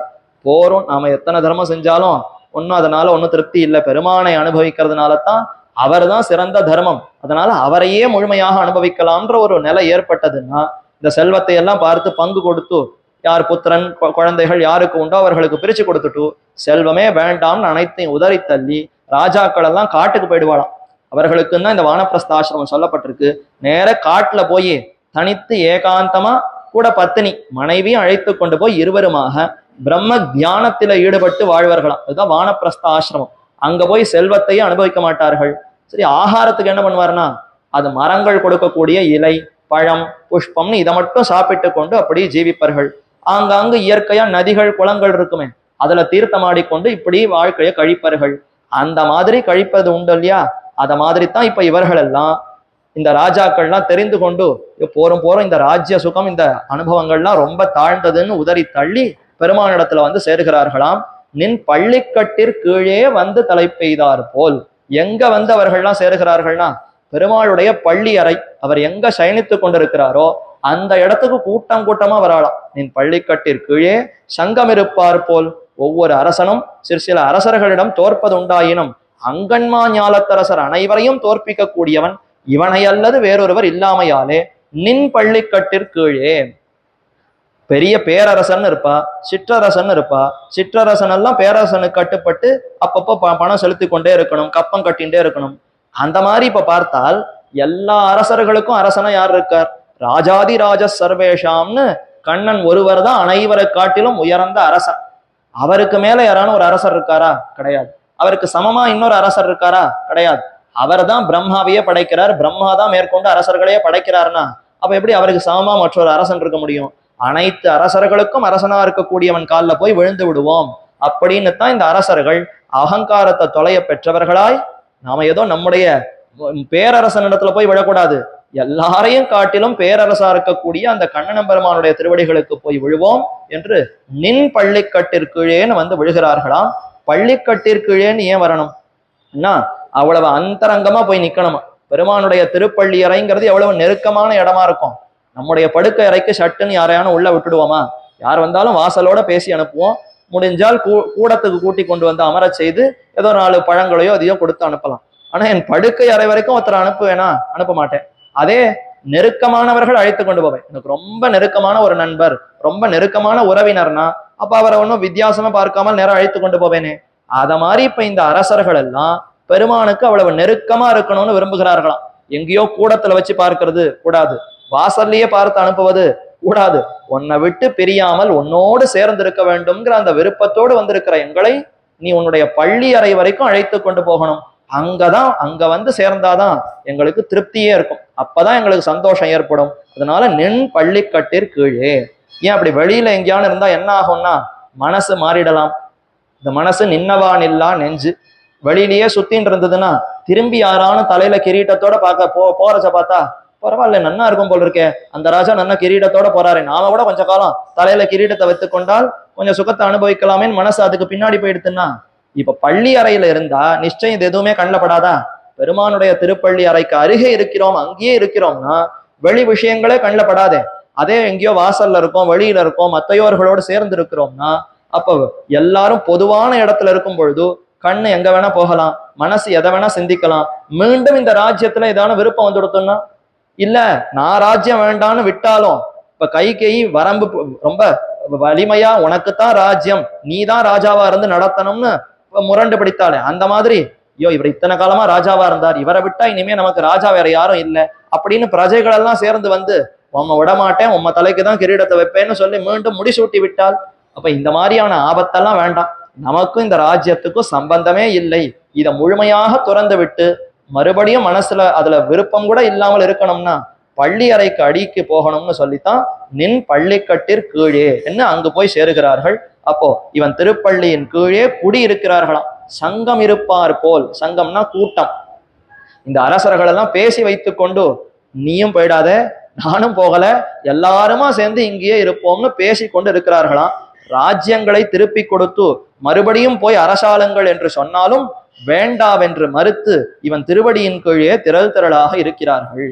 யாரோ இப்ப கூப்பிட வேண்டாம், கண்ணனே பார்த்துட்டு பரவாயில்லையே இவ்வளவு கர்வம் இல்லாமல் அகங்காரம் இல்லாமல் வந்திருக்கிறீரே, கொஞ்சம் போய் அந்த ராஜ்யத்தை நன்னா சுகமா ஆண்டுட்டு தான் வாருமே அப்படின்னு ஒரு வார்த்தை சொன்னா போரும் பட்டபாடு, இனிமே எங்களால மறுபடியும் போய் பட முடியாது, அதுக்கு வேற ஆளை பார்த்துக்கோ கண்ணா, இனிமே உன்னுடைய அரசமர்ந்தான் அடிசூடும் அரசையல்லால் அரசாக என்னேன் அரசு தானே. குலசேகர ஆழ்வார் தெரிவிக்கிறாரே, அவர் எவ்வளவு பெரிய சக்கரவர்த்தி, கொல்லி காவலன், கூடல் நாயகன், கோழிக்கோன் குலசேகரன் 3 ராஜ்யத்தை நடத்தினாராம். கொல்லி காவலன், கூடல் நாயகன், கோழிக்கோன். கோழிக்கோன்கிறது தான் சோழ ராஜ்யம், கோழிங்கிறது திரு உறையூருங்கிற க்ஷேத்திரம். அப்ப சோழ ராஜ்யத்தை எல்லாம் ஆண்டு இருக்கிறார் கோழிக்கோன். கூடல் நகர்னா அது மதுரை, பாண்டிய ராஜ்யத்தையும் ஆண்டு இருக்கிறார். சேர ராஜ்யம், சேர பாண்டிய சோழன் 3 ராஜ்யத்தையும் ஆண்டு இருக்கக்கூடிய சக்கரவர்த்தியா இருந்தார் குலசேகர ஆழ்வார். அவர் தெரிவிக்கிறார், ஐயோ இந்த ராஜ்யத்தை என்னால தாங்க முடியல, இதுல இருக்கக்கூடிய அந்த கஷ்டங்களை என்னால சகிக்க முடியல, எனக்கு இந்த ராஜ்யமே வேண்டான்னு பெருமானத்துல தெரிவிக்கிறார். சரி, பெருமானத்துல ராஜ்யமே வேண்டான்னு சொன்னாரான்னா எனக்கு ஒரு ராஜ்யம் வேணும்னு சொல்றார். இந்த ராஜ்யம் வேண்டாம், வேற ராஜ்யம் வேணும். அது என்ன ராஜ்யம்? அரசமர்ந்தான் அடிசூடும் அரசையல்லால் கைங்கரிய ராஜ்யம், கைங்கரிய சாம்ராஜ்யம்னு ஒண்ணு இருக்கே, ராம பக்தி சாம்ராஜ்யம்னு ஒரு பாட்டே இருக்கே. அப்ப எம்பெருமானிடத்துல இருக்கக்கூடிய பக்தி, எம்பெருமானுக்கு செய்யக்கூடிய தொண்டு, கைங்கரியம், இதுவே ஒரு பெரிய ராஜ்யமா. இந்த ராஜ்யத்துக்கு நான் முடிசூடினவனாக இருக்க வேண்டும். என்னை பார்த்து எல்லாரும் என்னமா கைங்கரியம் பண்றார், இவரை போல நாமும் கைங்கரியம் பண்ணணுங்கிற அளவுக்கு அவர்களுக்கு ஒரு உத்வேகம் வந்து என்னோட சேர்ந்து உனக்கு தொண்டு பண்ண வேண்டும். அதுல நான் தலையானவனாக இருந்து உனக்கு கைங்கரியத்தை பண்ணணும். அதற்கு என்ன பண்ணணும்னா உம்முடைய திருவடிகளாகிற கிரீட்டத்தை தலைக்கு சூடணும். அரசமர்ந்தான் அடிசூடும் அரசு, எம்பெருமானுடைய திருவடிகளை தான் தலைக்கு கிரீட்டமா சூடுவேனே தவிர இனி இந்த தங்கத்தால வைரத்தால பண்ண கிரீட்டத்தெல்லாம் தலையில தரிக்கிறதே கிடையாது. அதனாலதான் ஸ்ரீ வைஷ்ணவர்கள் தினமும் பெருமானிடத்துல எதை பெற்றுக்கொள்ளுகிறோம்? அவருடைய திருவடிகள் பாதுகைகளை தான் தலைக்கு அணியாக நாம சேர்த்து கொள்ளுகிறோம். அப்ப அரசமர்ந்தான் அடிசூடும் அரசு. நான் பெருமானுக்கு தொண்டன், அந்த ராஜ்யத்தை விரும்பி ஏத்துக்கணும். ஐயோ இந்த ராஜ்யமே வேண்டாம்னு சொல்லியிருக்கு, இந்த ராஜ்யம் மாத்திரம் ஏத்துக்கலாமான்னு அங்க போய் கேள்வி கேட்க கூடாது. இதுதான் தகுந்த ராஜ்யம். அப்ப இந்த ராஜ்யத்துக்கு என்ன முடிசூட்டி விடுவாய், ஆனா வெளியில இருக்கக்கூடிய இந்த அரசு ராஜ்யம் வேண்டவே வேண்டாம் என்று இவர்கள்லாம் பிரார்த்திக்கிறார்களாம். சங்கம் இருப்பார் போல் வந்து தலை பெய்தோம். இப்ப கோபிகைகள் அத்தனை பேரையும் எழுப்பி கொண்டு ஆண்டாள் தன்னையும் ஒரு கோபிகையாக பாவித்து இடைப்பெண்ணாக பாவித்து தானே திருப்பாவை அருள் செய்கிறாள். அப்ப மற்ற கோபிமார்களையும் கூட்டிக் கொண்டு நாங்கள் இத்தனை பேரும் கூட்டமா உன்னிடத்துல வந்திருக்கோமே, எங்களுக்கு யார உதாரணமா சொல்லலாம் தெரியுமா? நாங்கள்லாம் இத்தனை காலம் எப்படி இருந்தோம், இப்ப எப்படி அத்தனையும் தொலைத்து விட்டு உன்னிடத்துல வந்திருக்கிறோம். இதற்கு உதாரணம் உண்டானா அங்கன்மா ஞாலத்தரசர் அபிமான பங்கமாய் வந்து நின் பள்ளிக்கட்டிற் கீழே சங்கம் இருப்பார் போல் நாங்கள் எல்லாம் வந்திருக்கிறோம். அரசர்கள் எல்லாம் எப்படி அபிமானத்தை தொலைத்து கொண்டு உன்னுடைய திருவடியை தவிர வேறு கதி இல்லை, இதுதான் எங்களுக்கு ராஜ்யம்னு தெரிந்து கொண்டு வந்தார்களோ அத மாதிரி நாங்கள்லாம் வந்து இருக்கிறோம்னு தெரிவிக்கிறார்களாம்.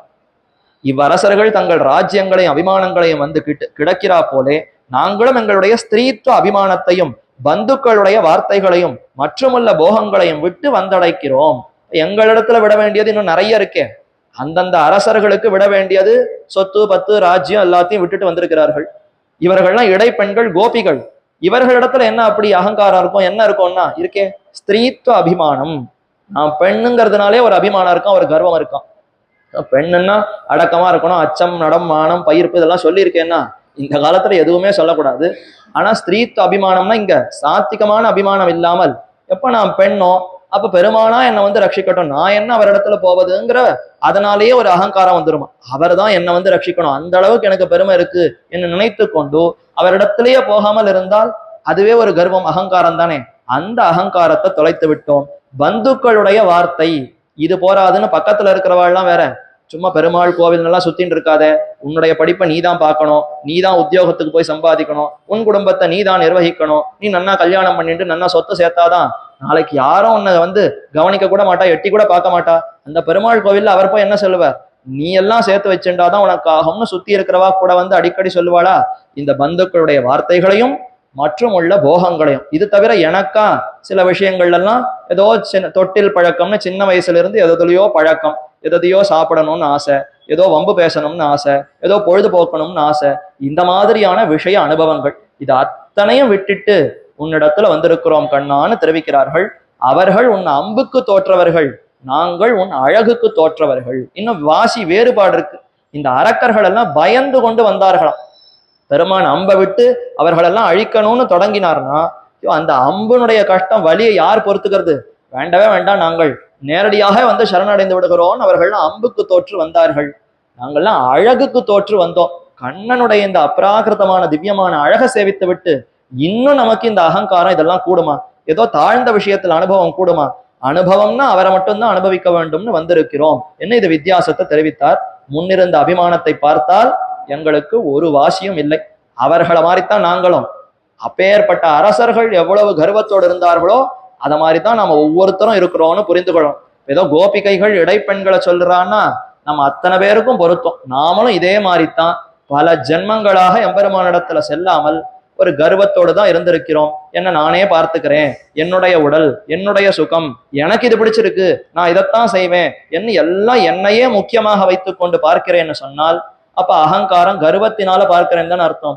பெரியோர்கள் சொல்றதை செய்யணும், பெருமானுக்கு பிடித்ததை செய்யணும், ஒரு ஆழ்வார் இப்படி சொல்லியிருக்காருன்னா அதை கேட்டு நடக்கணும், தாய் தந்தையர் சொல்றதை கேட்டு நடக்கணும், என்னுடைய முன்னோர்கள் இப்படி செஞ்சிருக்காங்கன்னா அதுல நம்பிக்கையோடு இருக்கணும்.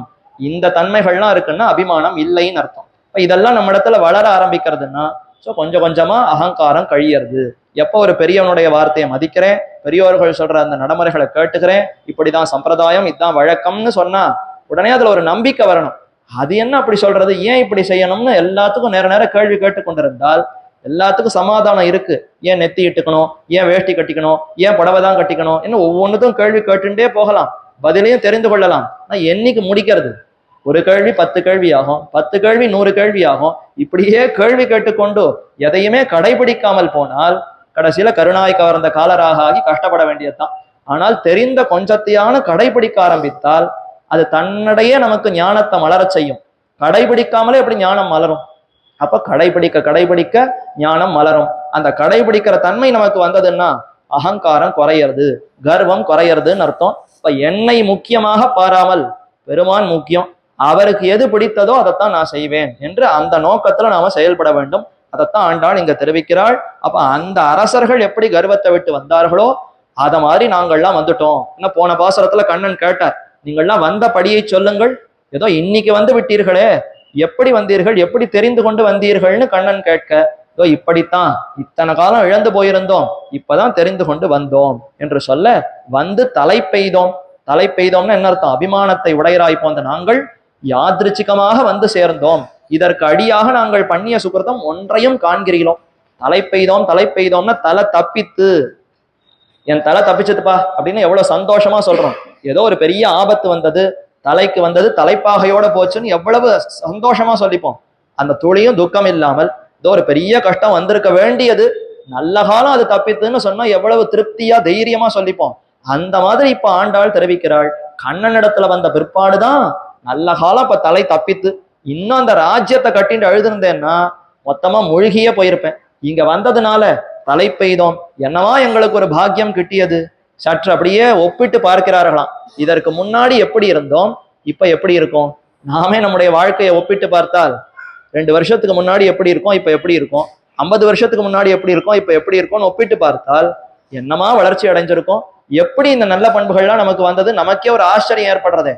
அத மாதிரி இப்ப கோபிகைகள்லாம் நினைத்து பார்க்கிறாளாம், நேத்தி வரைக்கும் நாம இருந்த நிலை என்ன, இன்னைக்கு கண்ணனுடைய திருவடிக்கு பக்கத்துல வந்து நிக்கிறோம்னா இதை நினைச்சு கூட பார்க்கலையே, எப்படி கிடைச்சதுன்னே தெரியலையே, இப்ப ஏற்பட்ட ஒரு பெரிய இடம் நமக்கும் கிடைச்சிருக்கே. யாரோ சனகாதிகள், ரிஷிகள், முனிகள், ஆழ்வார்கள் இவர்களுக்கு மட்டும்தான் கிடைக்கக்கூடிய இடம் எனக்கும் கிட்டி இருக்கிறதே என்று வந்து தலை பெய்தோம் என்று ஆச்சரியமா தெரிவிக்கிறார்கள். வந்தெங்கும் தலை பெய்வனே என்ற ஞானிகளும் பெற முடியாமல் பரிதவிக்கும் விஷயத்தை அஞ்ஞானிகளில் தலை சிறந்த நாங்கள் அடைந்து விட்டோம். பிரம்மா முதலான ரிஷிகள் எல்லாம் இந்த திருவடி கிடைக்குமா, அவரோட நெருக்கமா இருக்க முடியுமான்னு அவர்கள்லாம் எதிர்பார்த்துட்டு இருக்கா. அவர்களுக்கே கிடைக்காதது எங்களுக்கு கிட்டி இருக்கிறதே, என்ன பாக்கியம் தெரியவில்லையேன்னு அப்படி மகிழ்ந்துகிறார்களா. அதை கொண்டாடி தெரிவிக்கிறார்கள். வந்து தலை பெய்தோம் என்று சொன்ன உடனே கண்ணன் தெரிவிக்கிறார், உங்கள் காரியம் முடிந்து விட்டது போல் இருக்கிறதே, ஆகையால் இனி குறையில்லையே. பெண்கள் நீங்கள்லாம் வந்து சேர்ந்துட்டீங்களோ இல்லையோ, அப்ப இனிமே ஒன்றும் கஷ்டம் இல்லையே, இத்தனை காலம் தவிச்சு கொண்டிருந்தீர்கள், எப்ப என்னுடைய இருப்பிடம் நோக்கி என்னுடைய பள்ளி அறைக்கு வந்து சேர்ந்து விட்டீர்களோ இனி ஒன்றும் குறையில்லையே, கஷ்டம் இல்லையே என்று சொல்ல, நாங்கள் உன்னை அடைந்தோமே ஒழிய அடைந்து அனுபவிக்கும் பலனை பெறவில்லையே. வந்து சேர்ந்துட்டோம், வாஸ்தவம் தான், இனிமேலத்தான் அனுபவமே ஆரம்பிக்கிறது. இப்பதான் வந்து சேர்ந்திருக்கிறோம், சேர்ந்த உடனே எல்லாம் அனுபவம் முடிந்து விடுமா, இனிமேதான் அனுபவமே ஆரம்பிக்க வேண்டும் என்று சொல்ல, என்ன அனுபவம், கிங்கினி வாய் செய்த தாமரை பூ போலே செங்கன் சிரிச்சிறிதே எம்மேல் விழியாவோ. கிங்கினி என்றது இடுப்புல கட்டக்கூடிய ஒரு ஆபரணம். குழந்தைகளுக்கெல்லாம் இடுப்புல ஒரு சலங்க மாதிரி ஒண்ணு கட்டுகிறார்கள். அந்த சலங்கையில ஒவ்வொரு அந்த மாதுளை புஷ்பம், கொய்யா பழத்தை போல ஒரு அமைப்புல ஒவ்வொரு மணிகள் இருக்கும். அந்த மணிதான் கிங்கினின்னு பேர். அதனுடைய வாய் சற்று திறந்திருக்கும், ரொம்பவும் திறந்திருக்காது, மூடியும் இருக்காது, பாதி திறந்திருக்கும். அதுக்குள்ள ஏதோ சின்ன அந்த பரல்கள், அதாவது உலோக துண்டுகள் எல்லாம் போட்டு வச்சிருப்பா. அதை இடுப்புல கட்டிட்டு குழந்தை சல்லு நடந்ததுன்னா ஜல் ஜல்னு சத்தம் கேட்கறது. எப்படி கேட்கறதுன்னா, இந்த கிங்கினிங்கிற அந்த ஆவரணத்துக்குள்ள இருக்கக்கூடிய வாய் சற்று திறந்திருப்பதனால தான் சத்தம் கேட்கிறது. உள்ளுக்குள்ள அந்த உலோக துண்டை போட்டு முழுமையா மூடிட்டுன்னா சத்தமே வெளியில வராது. வாய் கொஞ்சம் பெருசா இருந்தா போட்டது வெளியே விழுந்துரும். அப்போ சற்று திறந்து உள்ள இருக்கக்கூடிய அதை அசைந்து சத்தம் கேட்பது அந்த கிங்கினிங்கிற ஆபரணமா. அதை போல இப்ப பெருமாள் கண்ணை திறக்கணுமா. பெருமாள் கண்ணை திறந்து கட்டாட்சிக்கணும். எப்படி திறக்கணும், வந்த உடனே தடால்னு கண்ணை திறந்து கட்டாட்சித்தால் குற்றால அருவி 5 அருவியும் சேர்ந்து தலையில விழுந்தா என்ன ஆகும், பிராணனே போயிடும். அடுத்த நாளே பிராணனே இருக்காது, அந்த அளவுக்கு ஆபத்து வந்துடுமா. அந்த மாதிரி பெருமாள் ஒரேடியா 2 கண்களையும் திறந்து கட்டாட்சிக்க கூடாதான், கொஞ்சம் கொஞ்சமா மலரணும். அதற்கு அழகான ஒரு உதாரணத்தை தெரிவிக்கிறாள். இதோ கிங்கினி இருக்கே, உன்னுடைய இடுப்புல கட்டின்னு இருக்கிய கிங்கினி ஆபரணம், அந்த கிங்கினியினுடைய வாய், கிங்கினி வாய் போலே அதை மாதிரி நீ திறக்க வேண்டும். கண்ணும் செந்தாமரை கையும் அவை அடியோ அவையே, செந்தாமரை தடங்கன் செங்கனிவாய் செங்கமலம் செந்தாமரை அடிக்கள் என்கிறபடியே உன்னை அடைந்தவுடன் உன் அடியார் அனுபவிப்பது உன் தாமரை கண்களை அன்றோ. முதல்ல நாம பெருமானை சேவித்த உடனே எது கண்ணில் படுறது, தூரக்கேந்து வரும் பொழுதே அப்படி எட்டி பார்த்தா பெருமானுடைய திருமுகம், அதுல 2 கண்கள். திருவடியெல்லாம் எங்கேயோ கிட்டக்க போனாதான் சேவிக்க முடியும். ஆனா தூரக்கிருந்து வர அடியவனுக்கு முதல்ல எது சமிக்கை பண்றது, இதோ நான் இங்கதான் இருக்கேன், அப்படி போறோம், போக்குவரத்துக்கு நடுவுல மேல சிகப்பு விளக்கெரியறதா பச்சை விளக்கெரியறதான்னு பார்க்கறதுக்கு அப்படி மேல வச்சிருக்காளே, அந்த மாதிரி அதை பார்த்த உடனே இங்க இருந்தே முடிவு பண்றோம், ஓ அங்க வந்துடுத்து விளக்கு போட்டாங்கன்னா நிறுத்தணும், அதை பார்த்து தெரிஞ்சுக்கிறோமா? அத மாதிரி தூரக்கிருந்தே கண்களால அப்படி சமைக்க பண்றாராம். நான் உனக்காக தான் எதிர்பார்க்கிறேன், எங்கேயோ பாக்குறியே, என்ன பாரு என்ன பாருன்னு பெருமாள் அங்கிருந்து நம்மை நோக்கி அவர் கண்களாலேயே வரவழைக்கிறார். தூதுசை கண்கள் கொண்டொன்று பேசி, பெருமாள் கண்களாலேயே பேசுவாராம். நாமெல்லாம் வாயை திறந்து பேசுறதுக்கு கஷ்டப்படுறோம், பெருமாள் கண்களாலேயே நம்மை பேசி விசாரிக்கிறார். தூரக்க இருக்கிறவன கண்களாலேயே தூது, இதுவே போய் வலையை அப்படி வீசி அழைத்து கொண்டு வருகிறதாம். சொல்றாரே, சூதனாய் கல்வனாகி தூர்த்தரோடு இசைந்த காலம் மாதரார் கயற்கனென்னும் வளையுள்பட் அழுந்து வேணை போதரே என்ன சொல்லி புந்தியுள் புகுந்து தன்பால் ஆதரம் பெருக வைத்த அழகனூர் அரங்கமண்ணே. எவ்வளவு மோசமா இருந்தேன், சூதனாய் கல்வனாகி நிறைய சூதாட்டம் ஆடிக்கொண்டு கல்வனாக திருடு அது இதுன்னு எல்லா கெட்ட பழக்கமும் எனக்கு உண்டு, எல்லாத்தோடையும் சுத்தி கொண்டிருந்தேன். மாதரார் கயற்கனென்னும் வளையுள் பட் அழுந்து வேணை, பெண்களுடைய அழகு அதை அனுபவிக்கணும், ஏதோ உலக விஷயங்களை அனுபவிக்கணும், நாக்குக்கு வேண்டிய அனுபவம் வேண்டும்னு இதுலயே உழன்று கொண்டிருந்தேன். பெருமானா பார்த்து போதரே என்ன சொல்லி புந்தியுள் புகுந்து தன்பால் ஆதரம் பெருக வைத்தார். கண்களை காண்பித்து வல மாதிரி வீசி போறோம், அதெல்லாம் விட்டு என்னிடத்துல வாயேன் என்ன அவரே என்னிடத்துல வரவழைத்தார். ஆதரம் பெருக வைத்த அழகன், அழக காண்பித்து காண்பித்து அந்நிடத்துல ஒரு பெரிய பைத்தியத்தையே கிளப்பி விட்டாராம். இனிமே பெருமாளை தவிர வேற எங்கேயும் போக மாட்டேன், அவரை தவிர வேற அனுபவம் வேண்டாங்கிற அளவுக்கு ஒரு ருச்சி அவரிடத்துல வளைத்து ஏற்படுத்தினார். இதெல்லாம் எப்படி பண்ணார்னா கண்களாலேயே பண்ணார். அந்த கண்களைத்தான் எல்லாரும் அனுபவிக்கிறார்கள். ஆண்டாள் பத்தினியாச்ச கூடவே இருக்கக்கூடிய நாச்சியார், அவளுக்கும் அதை அனுபவிக்கணும்னு ஆசை இருக்காதா? அதனாலதான் முதல்ல எதை பிரார்த்திக்கிறாள், உன்னுடைய திருவடிய தலையில வை, அதெல்லாம் கூட அப்புறம், முதல்ல உன்னுடைய கண்களால குளிர கட்டாட்சித்தாதான் வெப்பம் போகணும்.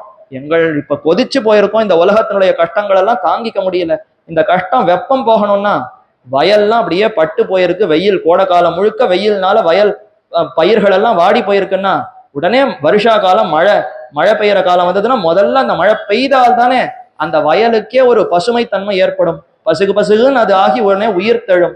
அந்த மாதிரி இப்பெல்லாம் எங்களுக்கு பிராணனே போகிற நிலைமை. இப்ப முதல்ல கண்களால கட்டாட்சித்தால் தான் முதல்ல மீண்டும் பிராணன் தங்குங்கிற நிலையே ஏற்படும். அதனால அந்த கண்களால கட்டாட்சிக்க வேண்டும். கிங்கினி போலே பாதி மலர்ந்திருக்கும் தாமரை, தாமரையை போன்ற கண்கள். இப்ப தாமரைக்கு இவர்கள் சொல்ற உதாரணம் எது? உபனிஷத்து என்ன சொல்லித்து? கப்பியாசம், சூரியனாலே மலர்த்தப்படுகிற தாமரைன்னு அது சொல்லித்து. இது இவள் அதை சொல்லாமல் கண்ணனுடைய இடுப்புல இருக்கக்கூடிய அந்த ஆபரணத்தை சொல்லி, இந்த ஆபரணத்துடைய வாய் எப்படி மெல்லமா திறந்திருக்குமோ அத மாதிரி முழுவதும் மூடாமலும் முழுவதும் மலராமலும் இருக்கிறதாகையாலே இவனுடைய கண்ணுக்கு என்றும் ஒப்பற்ற உபமானமாயிருக்கும் தாமரைக்கு கிங்கினி வாய் செய்த என்று ஒரு விசேஷனம் எடுக்கிறார்கள். அப்ப அதை மாதிரி உன்னுடைய கண்களை லேசா அப்படி திறந்து கட்டாட்சிக்கணுமா. கிங்கினி வாய் செய்த தாமரை பூ போலே. பெருமான் ஏன் கண்களை மூடுக்கிறார் திறந்துக்கிறார்? அதுதான் ரெண்டு விதமா தெரிவிக்கிறார்கள். நம்முடைய கர்மம் அது பெருமானுடைய கண்ணை மூட வைக்கிறதாம், அவருடைய கருணை கண்ணை திறக்க வைக்கிறதாம். நாம பண்ணியிருக்கிற பாப்பங்களை பார்த்தா சிச்சி இவனை போய் எதுக்கு பார்க்கணும் அப்படின்னு கண்ணை மூடிக்கிறார். ஆனா அவருடைய கருணை, இவ்வளவு தாழ்ந்தவனை விட்டால் நீ வேற யாரை கட்டாட்சிக்க முடியும்? பெரிய வசிஷ்டர் விஸ்வாமித்திரர் அவரெல்லாம் கட்டாட்சிச்சு ஒன்றும் பிரயோஜனம் இல்லை. உன்னுடைய கண்ணுக்கு எப்ப தெரியுமா பெருமை? பெருமானுடைய இந்த கண்ணுக்கு எப்ப பெருமை அதிகரிக்கும்? இருக்கிறதுலயே தாழ்ந்தவன், இவனை விட இன்னும் தாழ்ந்தவன் இன்னொருத்தன் இல்லைன்னு யாராலும் ஒருத்தனை தேடி பிடிச்சி அவனை கட்டாட்சித்தாதான் இந்த கண்ணுக்கு பெருமையை தவிர, வால்மீகியை கட்டாட்சிச்சார், நாரதரை கட்டாட்சிச்சார், பிரம்மாவை கட்டாட்சிச்சார்னா அவருக்கு தான் எல்லாம் தெரிந்து ஞானம் ஓஹோன்னு இருக்கே, இனிமே அவளை கட்டாட்சிச்சு இன்னும் ஏதாவது உயர்த்தணுமா? தேவையே இல்லை. அப்ப எங்க கீழே இருக்கிறானோ அவனை உயர்த்தினால் தானே பெருமை. பள்ளிக்கூடங்கள்லாம் இருக்கு, அந்த பள்ளிக்கூடத்துல ரெண்டு விதமா சொல்றாளே. சிலதுலெல்லாம் மதிப்பெண் வாங்குறது, 90 மதிப்பெண் வாங்குறவனை கொண்டு போய் சேர்த்தால் 99 வாங்க வைப்பார்கள். அதே சில பள்ளிக்கூடம்லாம் இருக்கு, அந்த பசங்க படிக்கவே தெரியாது, அதுக்கு தேர்ச்சி பெற மதிப்பெண் கூட வாங்க முடியாது, 20, 18 வாங்குவோம். ஆனா அந்த பிள்ளைய சேர்த்தா கூட நாங்க நன்னா படிக்க வச்சு 40, 50ன்னு வாங்கி தருவோங்க. இப்ப இது வசதியா அது வசதியா? 90 வாங்குறவனை 99 வாங்க வைக்கிறது வசதியா? 18, 20ன்னு வாங்குறவனை போய் நீ 40, 50ன்னு வாங்க வைக்கிறது வசதியான்னா இதுதானே வசதி. அதே மாதிரி ஏதும் பிரயோஜனம் இல்லாத தாழ்ந்தவனை கடாட்சித்தாதான் பெருமானுடைய கண்களுக்கே பெருமை. அதைத்தான் இப்ப தெரிவிக்கிறார்கள். இப்ப பெருமானுடைய கண்கள் கருணையினாலே நன்கு மலரணும்னு ஆசைப்படுறது, அதே சமயத்தில் நம்முடைய கர்மம் அந்த கண்களை மூடும்படி செய்கிறதா. இதை மீறி இப்ப பெருமான் கருணையாலே கதவை திறக்கணும், கண்ணை திறக்கணும். அவர் நம்முடைய கர்மத்தை பார்த்துட்டா கண்ணை மூடின்றுவார். இத்தனை காலம் இவ்வளவு பாப்பம் பண்ணிட்டு இன்னைக்கு எதுக்கு எங்கிட்ட வர, அதெல்லாம் தொலைச்சுண்டு வா, நீ சுத்தமா வந்தாதான் நான் கட்டாட்சிப்பேன்னு பெருமாள் சொல்றதுக்கு எவ்வளவு நேரம் ஆகும்? அப்ப அவருடைய அந்த சுவாதந்திரியத்தை பார்த்து அப்படி கைவிடக்கூடாது. அவருடைய கருணை தான் முன்னிடணுமா. அந்த கருணையாலே நான் கருணையுடையவன், என்னதான் இவன் குற்றம் பண்ணியிருந்தாலும் நான் கட்டாட்சித்து தான் ஆகணும்னு கருணையினாலே கண்களை திறந்து கட்டாட்சிக்க வேண்டும். அதனால செங்கண், முதல்ல ஒரு உதாரணத்துக்கு கிங்கினி வாய் செய்த தாமரை பூ போலேன்னு சொல்லி பார்த்தாள். என்னதான் இந்த கண்ணுக்கு தாமரையை ஒப்பு சொன்னாலும் முழு உப்புமையா ஆயிடுமா. சந்திரமுகின்னு சொல்றான், முகம் சந்திரனை போல இருக்கு அப்படின்னா முகம் கழுத்துல இருக்குமா ஆகாசத்துல இருக்குமான்னு கேட்க முடியுமா? ஏன்னா சந்திரன் ஆகாசத்துல தான் இருக்கும். சந்திரனை போன்ற முகம்னா இந்த பெண்ணுக்கு முகம் கழுத்துல இருக்குமா இல்ல ஆகாசத்துல இருக்குமான்னு கேட்க முடியுமா? அந்த மாதிரி தாமரை போன்ற கண்கள்னா அப்ப தாமரை மாதிரி காம்பு அந்த மாதிரி மொட்டு மூடிண்டு இப்படி எல்லாம் இருக்குமான்னா ஏதோ ஒரு உதாரணத்துக்கு சொல்லுவது. தாமரைங்கிறது இருக்கிறதுலயே நல்ல அழகான புஷ்பம். அதனால இருக்கிறதுல வசத்தியா இருக்கிற அந்த புஷ்பத்தை பெருமானுடைய கண்ணுக்கு ஒப்பிடலாமே தவிர இது முழு ஒப்புமையாக முழு ஓமையாக ஆகாது. அதனால பார்த்தவள் கண்ணுன்னே சொல்லிட்டாளாம். செங்கண் என்று ஆசிரித வாத்சல்யத்தாலே சிவந்திருக்கும் கண்கள். எப்படிதான் இதை வர்ணித்தாலும் நேரடியா கண்ணுன்னு சொன்னாதான் திருப்தி ஏற்படுறதாம். என்னமோ தாமரை முல்லை செண்பகம் எந்த பூவை சொன்னாலும் ஏதோ ஒரு பேருக்கு சொல்லலாமே தவிர அவருடைய கண்ணுக்கு அதெல்லாம் ஒப்பிட முடியுமா சுவாமி? இந்த தாமரை எங்க இருக்கு, அவருடைய கண் எங்க எப்படி இருக்கு? அதான் கூறத்தாழ்வான் விசாரிக்கிறார் சுந்தரபாகுஸ்தவம்ங்கிறதுல. அதீர்கம் அப்ரேமதுகம் ஷனோஜ்வலம் ந சோரம் பஷ்யதாம் அந்த கரணஹா குட்டிலம் என்ன 5 காரணம் சொல்ற. இந்த தாமரை என்னத்துக்கோ கண்ணோடு ஒப்பிடுறார்கள். ஆனா தாமரைக்கும் கண்ணுக்கும் பொருத்தமே இல்லை. தாமரை எப்படி இருக்கு, அது ஏதோ சின்னதா இருக்கு, ஆனா கண்கள் தீர்க்கமா இருக்கான். அதீர்க்கம். தாமரைங்கிறது இவ்வளவுதான் இருக்கும், சின்ன சின்ன மொட்டா இருந்தா அந்த உள்ளங்கைக்குள்ள அடங்கிடும். என்னதான் பெரிய தாமரையா இருந்தாலும் இந்த 2 கையை சேர்த்ததை விட இதை விட பெருசா இருக்க முடியுமா? இருக்காது. ஆனா பெருமானுடைய கண்கள் உலகத்துல இருக்கிற அத்தனை பேரையும் கட்டாட்சிப்பதற்கு கண்கள் மலர்கிறதே. அப்ப தீர்க்கமான கண்கள். பிரேம துக்கம். இந்த தாமரை என்ன இடத்துல அன்பெல்லாம் பொழியறதானே. ஆனா பெருமானுடைய கண்ணை பார்த்தா நீ இன்னும் வரலையே, நேத்திக்கே உன்னை எதிர்பார்த்து கொண்டிருந்தேனே, சௌக்கியமா இருக்கியா, எந்த கஷ்டமும் இல்லையா? கண்களாலேயே நம்ம இடத்துல அன்பை பொழிந்து விசாரிக்கிறாரு. தாமரை புஷ்பம் நம்ம இடத்துல என்ன அன்பையா பொழியறது இல்லையே. அதீர்க்கம் அப்பிரேமதுக்கம் க்ஷணோஜ்வலம். இந்த தாமரை சூரியன் வந்தா மலரும், சந்திரன் வந்தா மூடிடும். பெருமானுடைய கண் அப்படி இல்லையே. எப்பொழுதும் எப்பொழுதும் நாள் திங்கள் ஆண்டூழி ஊழிதரும் அப்பொழுதைக்கு அப்பொழுது என் ஆறா அமுதமேன்னு பெருமானுடைய அழகுல ஒரு குறைச்சலும் இல்லாமல் கண்களை எப்பொழுதும் மலர்ந்து கட்டாட்சித்துக் கொண்டிருக்கிறார். அப்ப எண்ணத்துக்கு தான் இந்த தாமரையை ஒப்பிடுறான்னு தெரியவில்லையே. வெறும் அந்த தாமரையினுடைய இதை பார்த்தா சோரம் பஷ்யதாம் அந்த கரணா, பார்ப்பவர்களுடைய மனதை திருடுகிறதா தாமரை காணும். ஆனா பெருமான் பும்சாம் திருஷ்டி சித்த அபகாரினம், கண்டவர்கள் மனம் வழங்கும் கண்டவர்கள் தம் மனம் வழங்கும் கணபுரத்தன் கருமணியே என்று பெருமானை சேவித்தவர்கள் மனசையே பறி கொடுக்கிறார்கள். தாமரைக்கு எந்த பெருமையும் இல்லை, ஆனாலும் வேற வழி இல்லை. உலகத்துக்குள்ள நல்ல சிறந்த புஷ்பம்னு தாமரையத்தான் எல்லாரும் பட்டம் சூட்டியிருக்கா. அதனால இத்த கண்களுக்கு ஒப்பிடுகிறோம் என்று கூறத்தாழ்வான் தெரிவிக்கிறார். அப்போ செங்கன் சிறிதே எம் மேல் விழியாவோ, குலப்படியிலே கடலை அடக்க முடியாதாரை போலே உன் கண்ணழகு வெள்ளத்தை முழுவதும் எங்கள் மேல் பாயவிட்டால் எங்களால் தாங்க முடியாது. குலப்படினா குதிரை மாடு அதுக்கெல்லாம் குழம்பு இருக்குமா, அப்படி மண் தரையில அது குழம்ப வைத்து அழுத்தி நடந்ததுன்னா ஈர மண்ணுல அது பள்ளம் பள்ளமா ஆகுமா? இதற்குத்தான் குலப்படின்னு பேர். அந்த குலப்படியில எவ்வளவு ஜலம் தேங்கும்? ஏதோ ஒரு ஸ்ராங்கா ஒரு கொட்டாங்குச்சி அளவு ஜலம் வேணா தேக்கி வைக்கலாம். கடல்ல சமுத்திரத்துல இருக்கிற நிலத்தை ஜலத்தை முழுக்க அதுல போய் அடக்கணும்னா முடியுமா? அந்த மாதிரி நாங்கள்லாம் குலப்படி போன்றவர்கள். உன்னுடைய முழு கடாட்சத்தையும் எங்க பேர்ல பொழிந்தால் தாங்க முடியாது. அதனால சிறிதே எம் மேல் விழியாவோ என்று தெரிவிக்கிறார்கள். இப்ப சிறுக வேணும். இப்பதானே தொடங்குறோம், இப்பதான் வந்திருக்கோம் வாசலுக்கு. ஆரம்பிக்கிறச்ச கொஞ்சம் கொஞ்சமா தான் பிரார்த்திப்போம், முடிகிற சமயத்துல முழுக்க வேணும்னு பிரார்த்திப்பார்களாம். சிறுக எங்களை நோக்கா என்கிறார்கள். கண் விழிக்க ஆரம்பிக்கும் தசையிலிருந்து முழுவதும் விழிக்கும் தசை வரையில் பல தசைகள் இருக்குமே, அவை ஒவ்வொன்றின் அழகையும் காண ஆசைப்பட்டு சொல்லுவதாகவும் கொள்ளலாம். கண்களை அப்படி திருப்பறது வேணுமா வேண்டாமான்னு கண்ணை நாம எழுந்துக்கிறச்சே என்ன அவஸ்தப்படுறோம். பெருமான் எவ்வளவு சுகுமாரமானவர், எவ்வளவு மென்மையானவர். அவர் கண்களை திறக்கணும்னா அவ்வளவு சட்டுன்னு திறந்துருவாரா? அப்ப இந்த மாதிரி எல்லாம் அவர் அப்படி கெஞ்சி பிரார்த்தித்தால் லேசா அப்படி கண்ணை திறப்பாரா?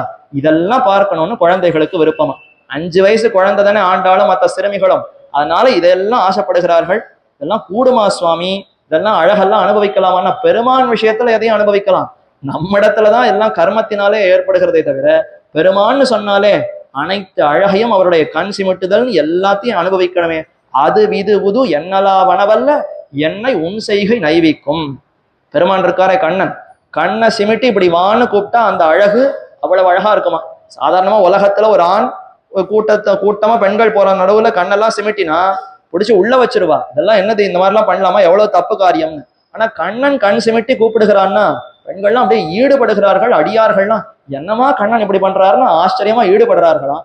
அப்ப பெருமான்னு சொன்னால் அவர் எதை செய்தாலும் அது இது உது அப்படின்னா என்னன்னு ஒரு வரமுறையே படுத்தாமல் அவருடைய அனைத்துமே எங்களுக்கு மனசை ஈர்க்கக்கூடிய விஷயத்துல இருக்கும் என்று தெரிவிக்கிறார்கள். அதனால தான் இங்க ஆண்டாளும் எம்மேல் விழியாவோ, எங்கள் பேர்ல மேக ஜலத்தை எதிர்பார்த்திருக்கும் சாதக பட்சி போலே. சாதகம்னு ஒரு பறவை, இதெல்லாம் இப்ப இருக்கா இல்லையான்னு தெரியல.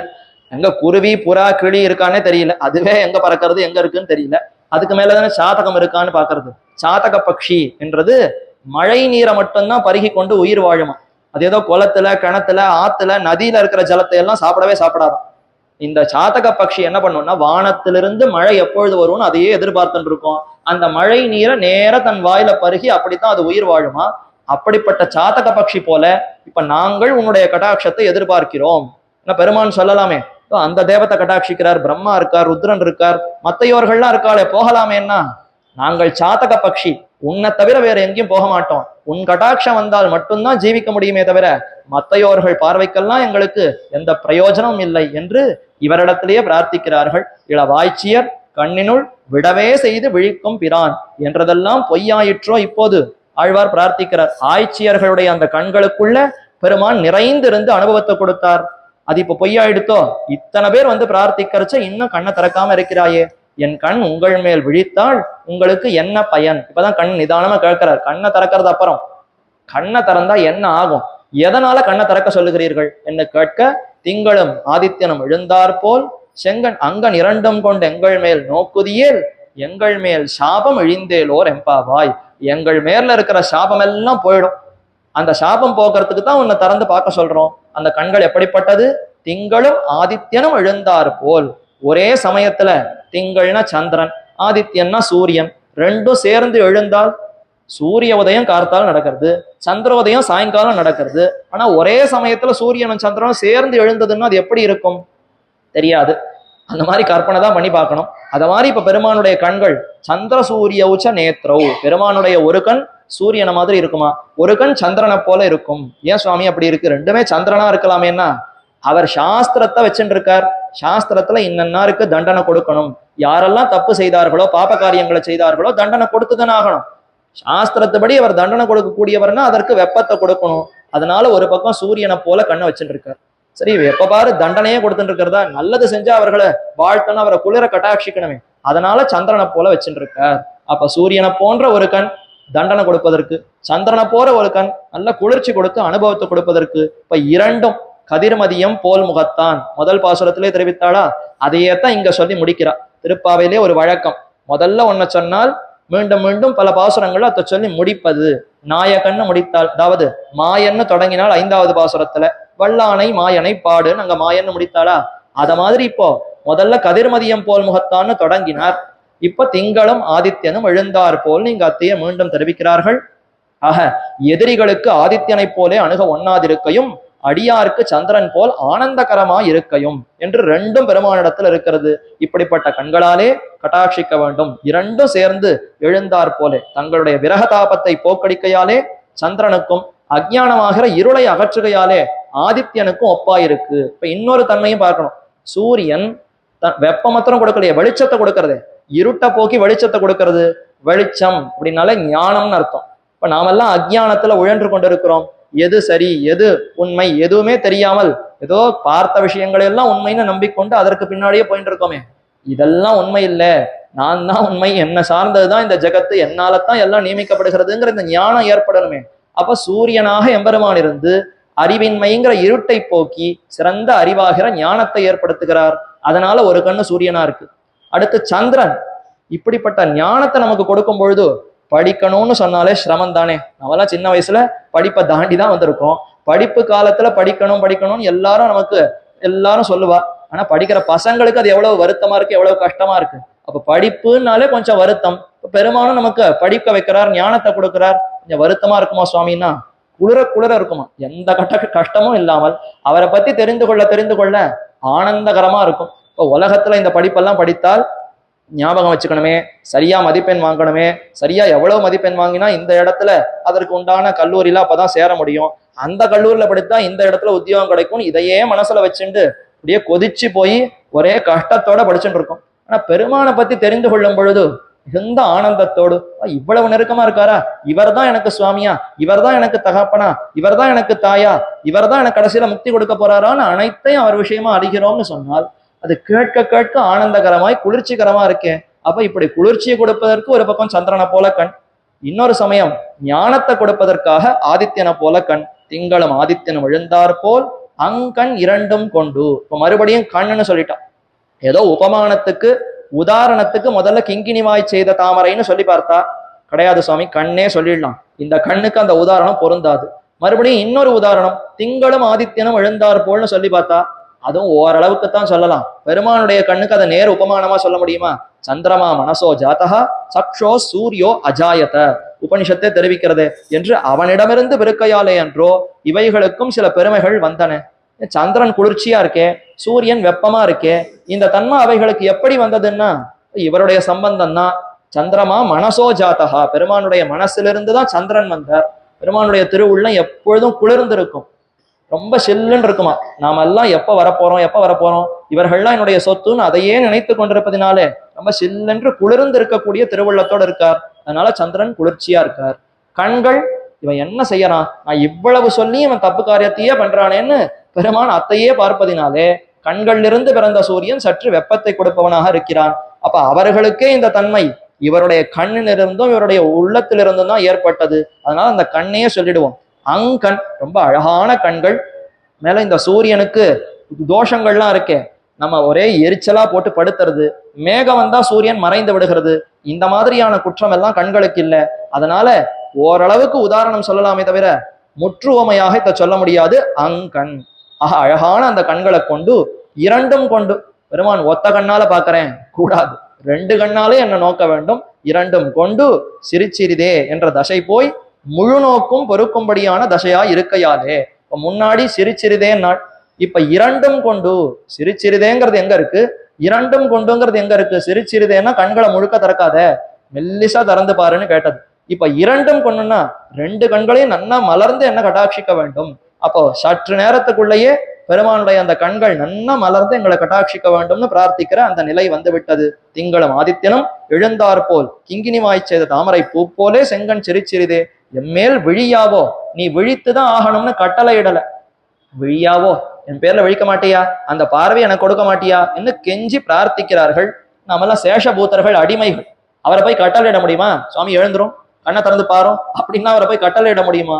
நாங்கள்லாம் உனக்கு தொண்டர்கள், ஏதோ இத்தனை காலம் எங்கேயோ கஷ்டப்பட்டு இருந்தோம், இப்போ உன்னுடைய திருவடி வாசலுக்கு வந்து சேர்ந்திருக்கிறோம், இனிமேலாவது கட்டாட்சிக்கலாமே, சுவாமி கண்ணை திறந்து கட்டாட்சிக்க கூடாதா அப்படின்னு இரக்கத்தோடு அவரிடத்துல பிரார்த்திக்க வேண்டுமா? அப்படி பிரார்த்திக்க எம்பெருமானும் கட்டாட்சிக்கிறார். எங்கள் மேல் நோக்குதியேல், எங்கள் மேல் நாங்கள் எப்படிப்பட்டவர்கள், நீர்ச்சாவி போலே நொந்து கிடக்கும் எங்கள் மேல். இந்த வாடின பயிர்கள் எல்லாம் அப்படி வாடி போன மாதிரிதான் நாங்கள் இருக்கிறோம். எங்கள் பேர்ல உன்னுடைய கட்டாட்சம் விழுந்ததுன்னு சொன்னால் என்ன ஆகும்னா அனைத்து கஷ்டங்களும் போய் சிறந்த ஆனந்தம் ஏற்படும், பாபம் எல்லாம் போகும், சாபம் எல்லாம் போகும். எங்கள் மேல் சாபம் இழிந்து, சாபம்னு ஒண்ணு பாபம்னு ஒண்ணு. பாபம் என்றால் நாம செய்யற தீய காரியங்கள்னால எம்பெருமானுக்கு ஏற்படுகிற சீற்றம்.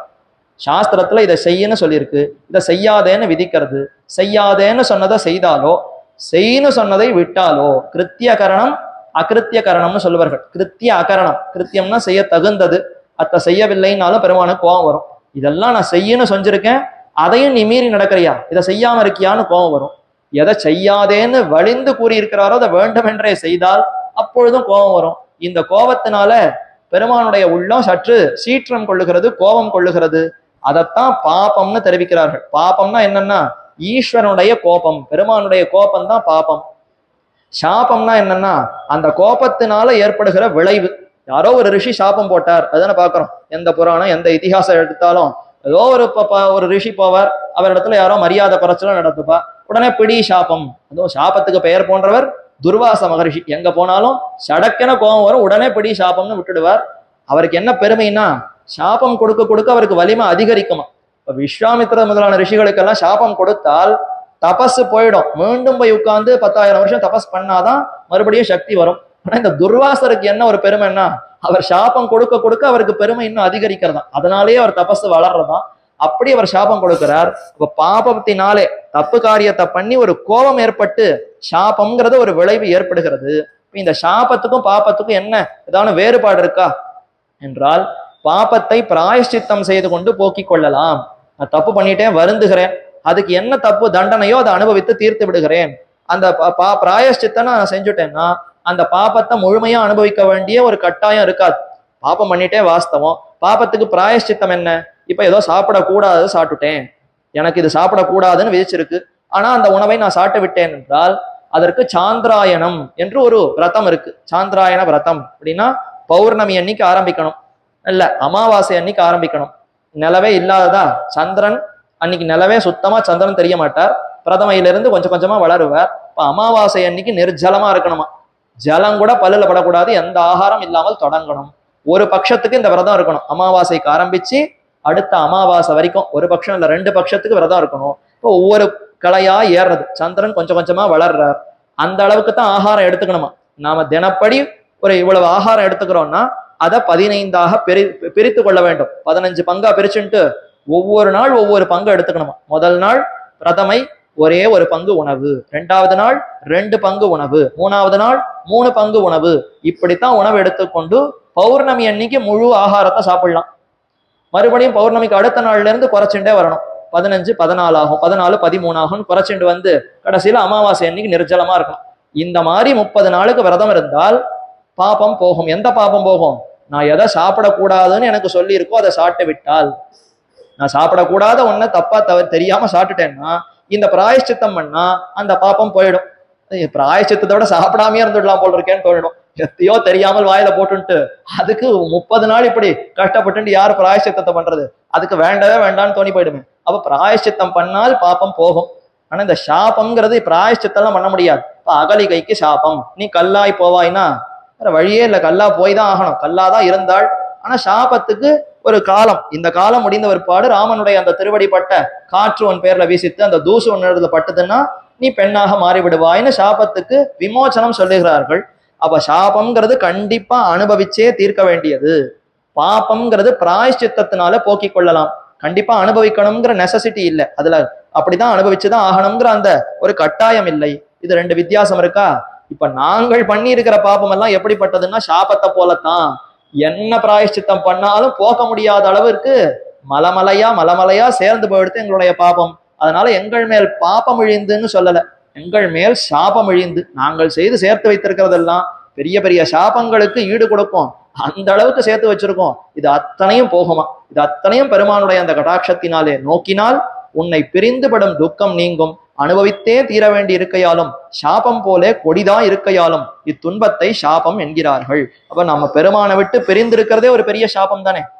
அவரோடு சேர்ந்திருந்தால் வரம், அவரை விட்டு பிரிந்து இந்த உலகத்துல எங்கெங்கேயோ சுத்தி கொண்டிருந்தால் பெரிய சாபம். இந்த கஷ்டம், இந்த சாபத்தை எல்லாம் எம்பெருமான் போக்குகிறானாம். சீற்றத்தோடு அருள் பெற்றவன் என்று எம்பெருமான் 2ஐயும் காட்டுகிறார். இந்த பாபங்களை எல்லாம் ஹிம்சிப்பதற்கு சீற்றத்தை காட்டுகிறார், நம்முடைய தடைகளை எல்லாம் தன்னுடைய கோபத்தினால போக்குகிறார், நமக்கு ஆனந்தத்தை தன்னுடைய குளிர்ந்த கட்டாட்சத்தினாலே கொடுக்கிறார்.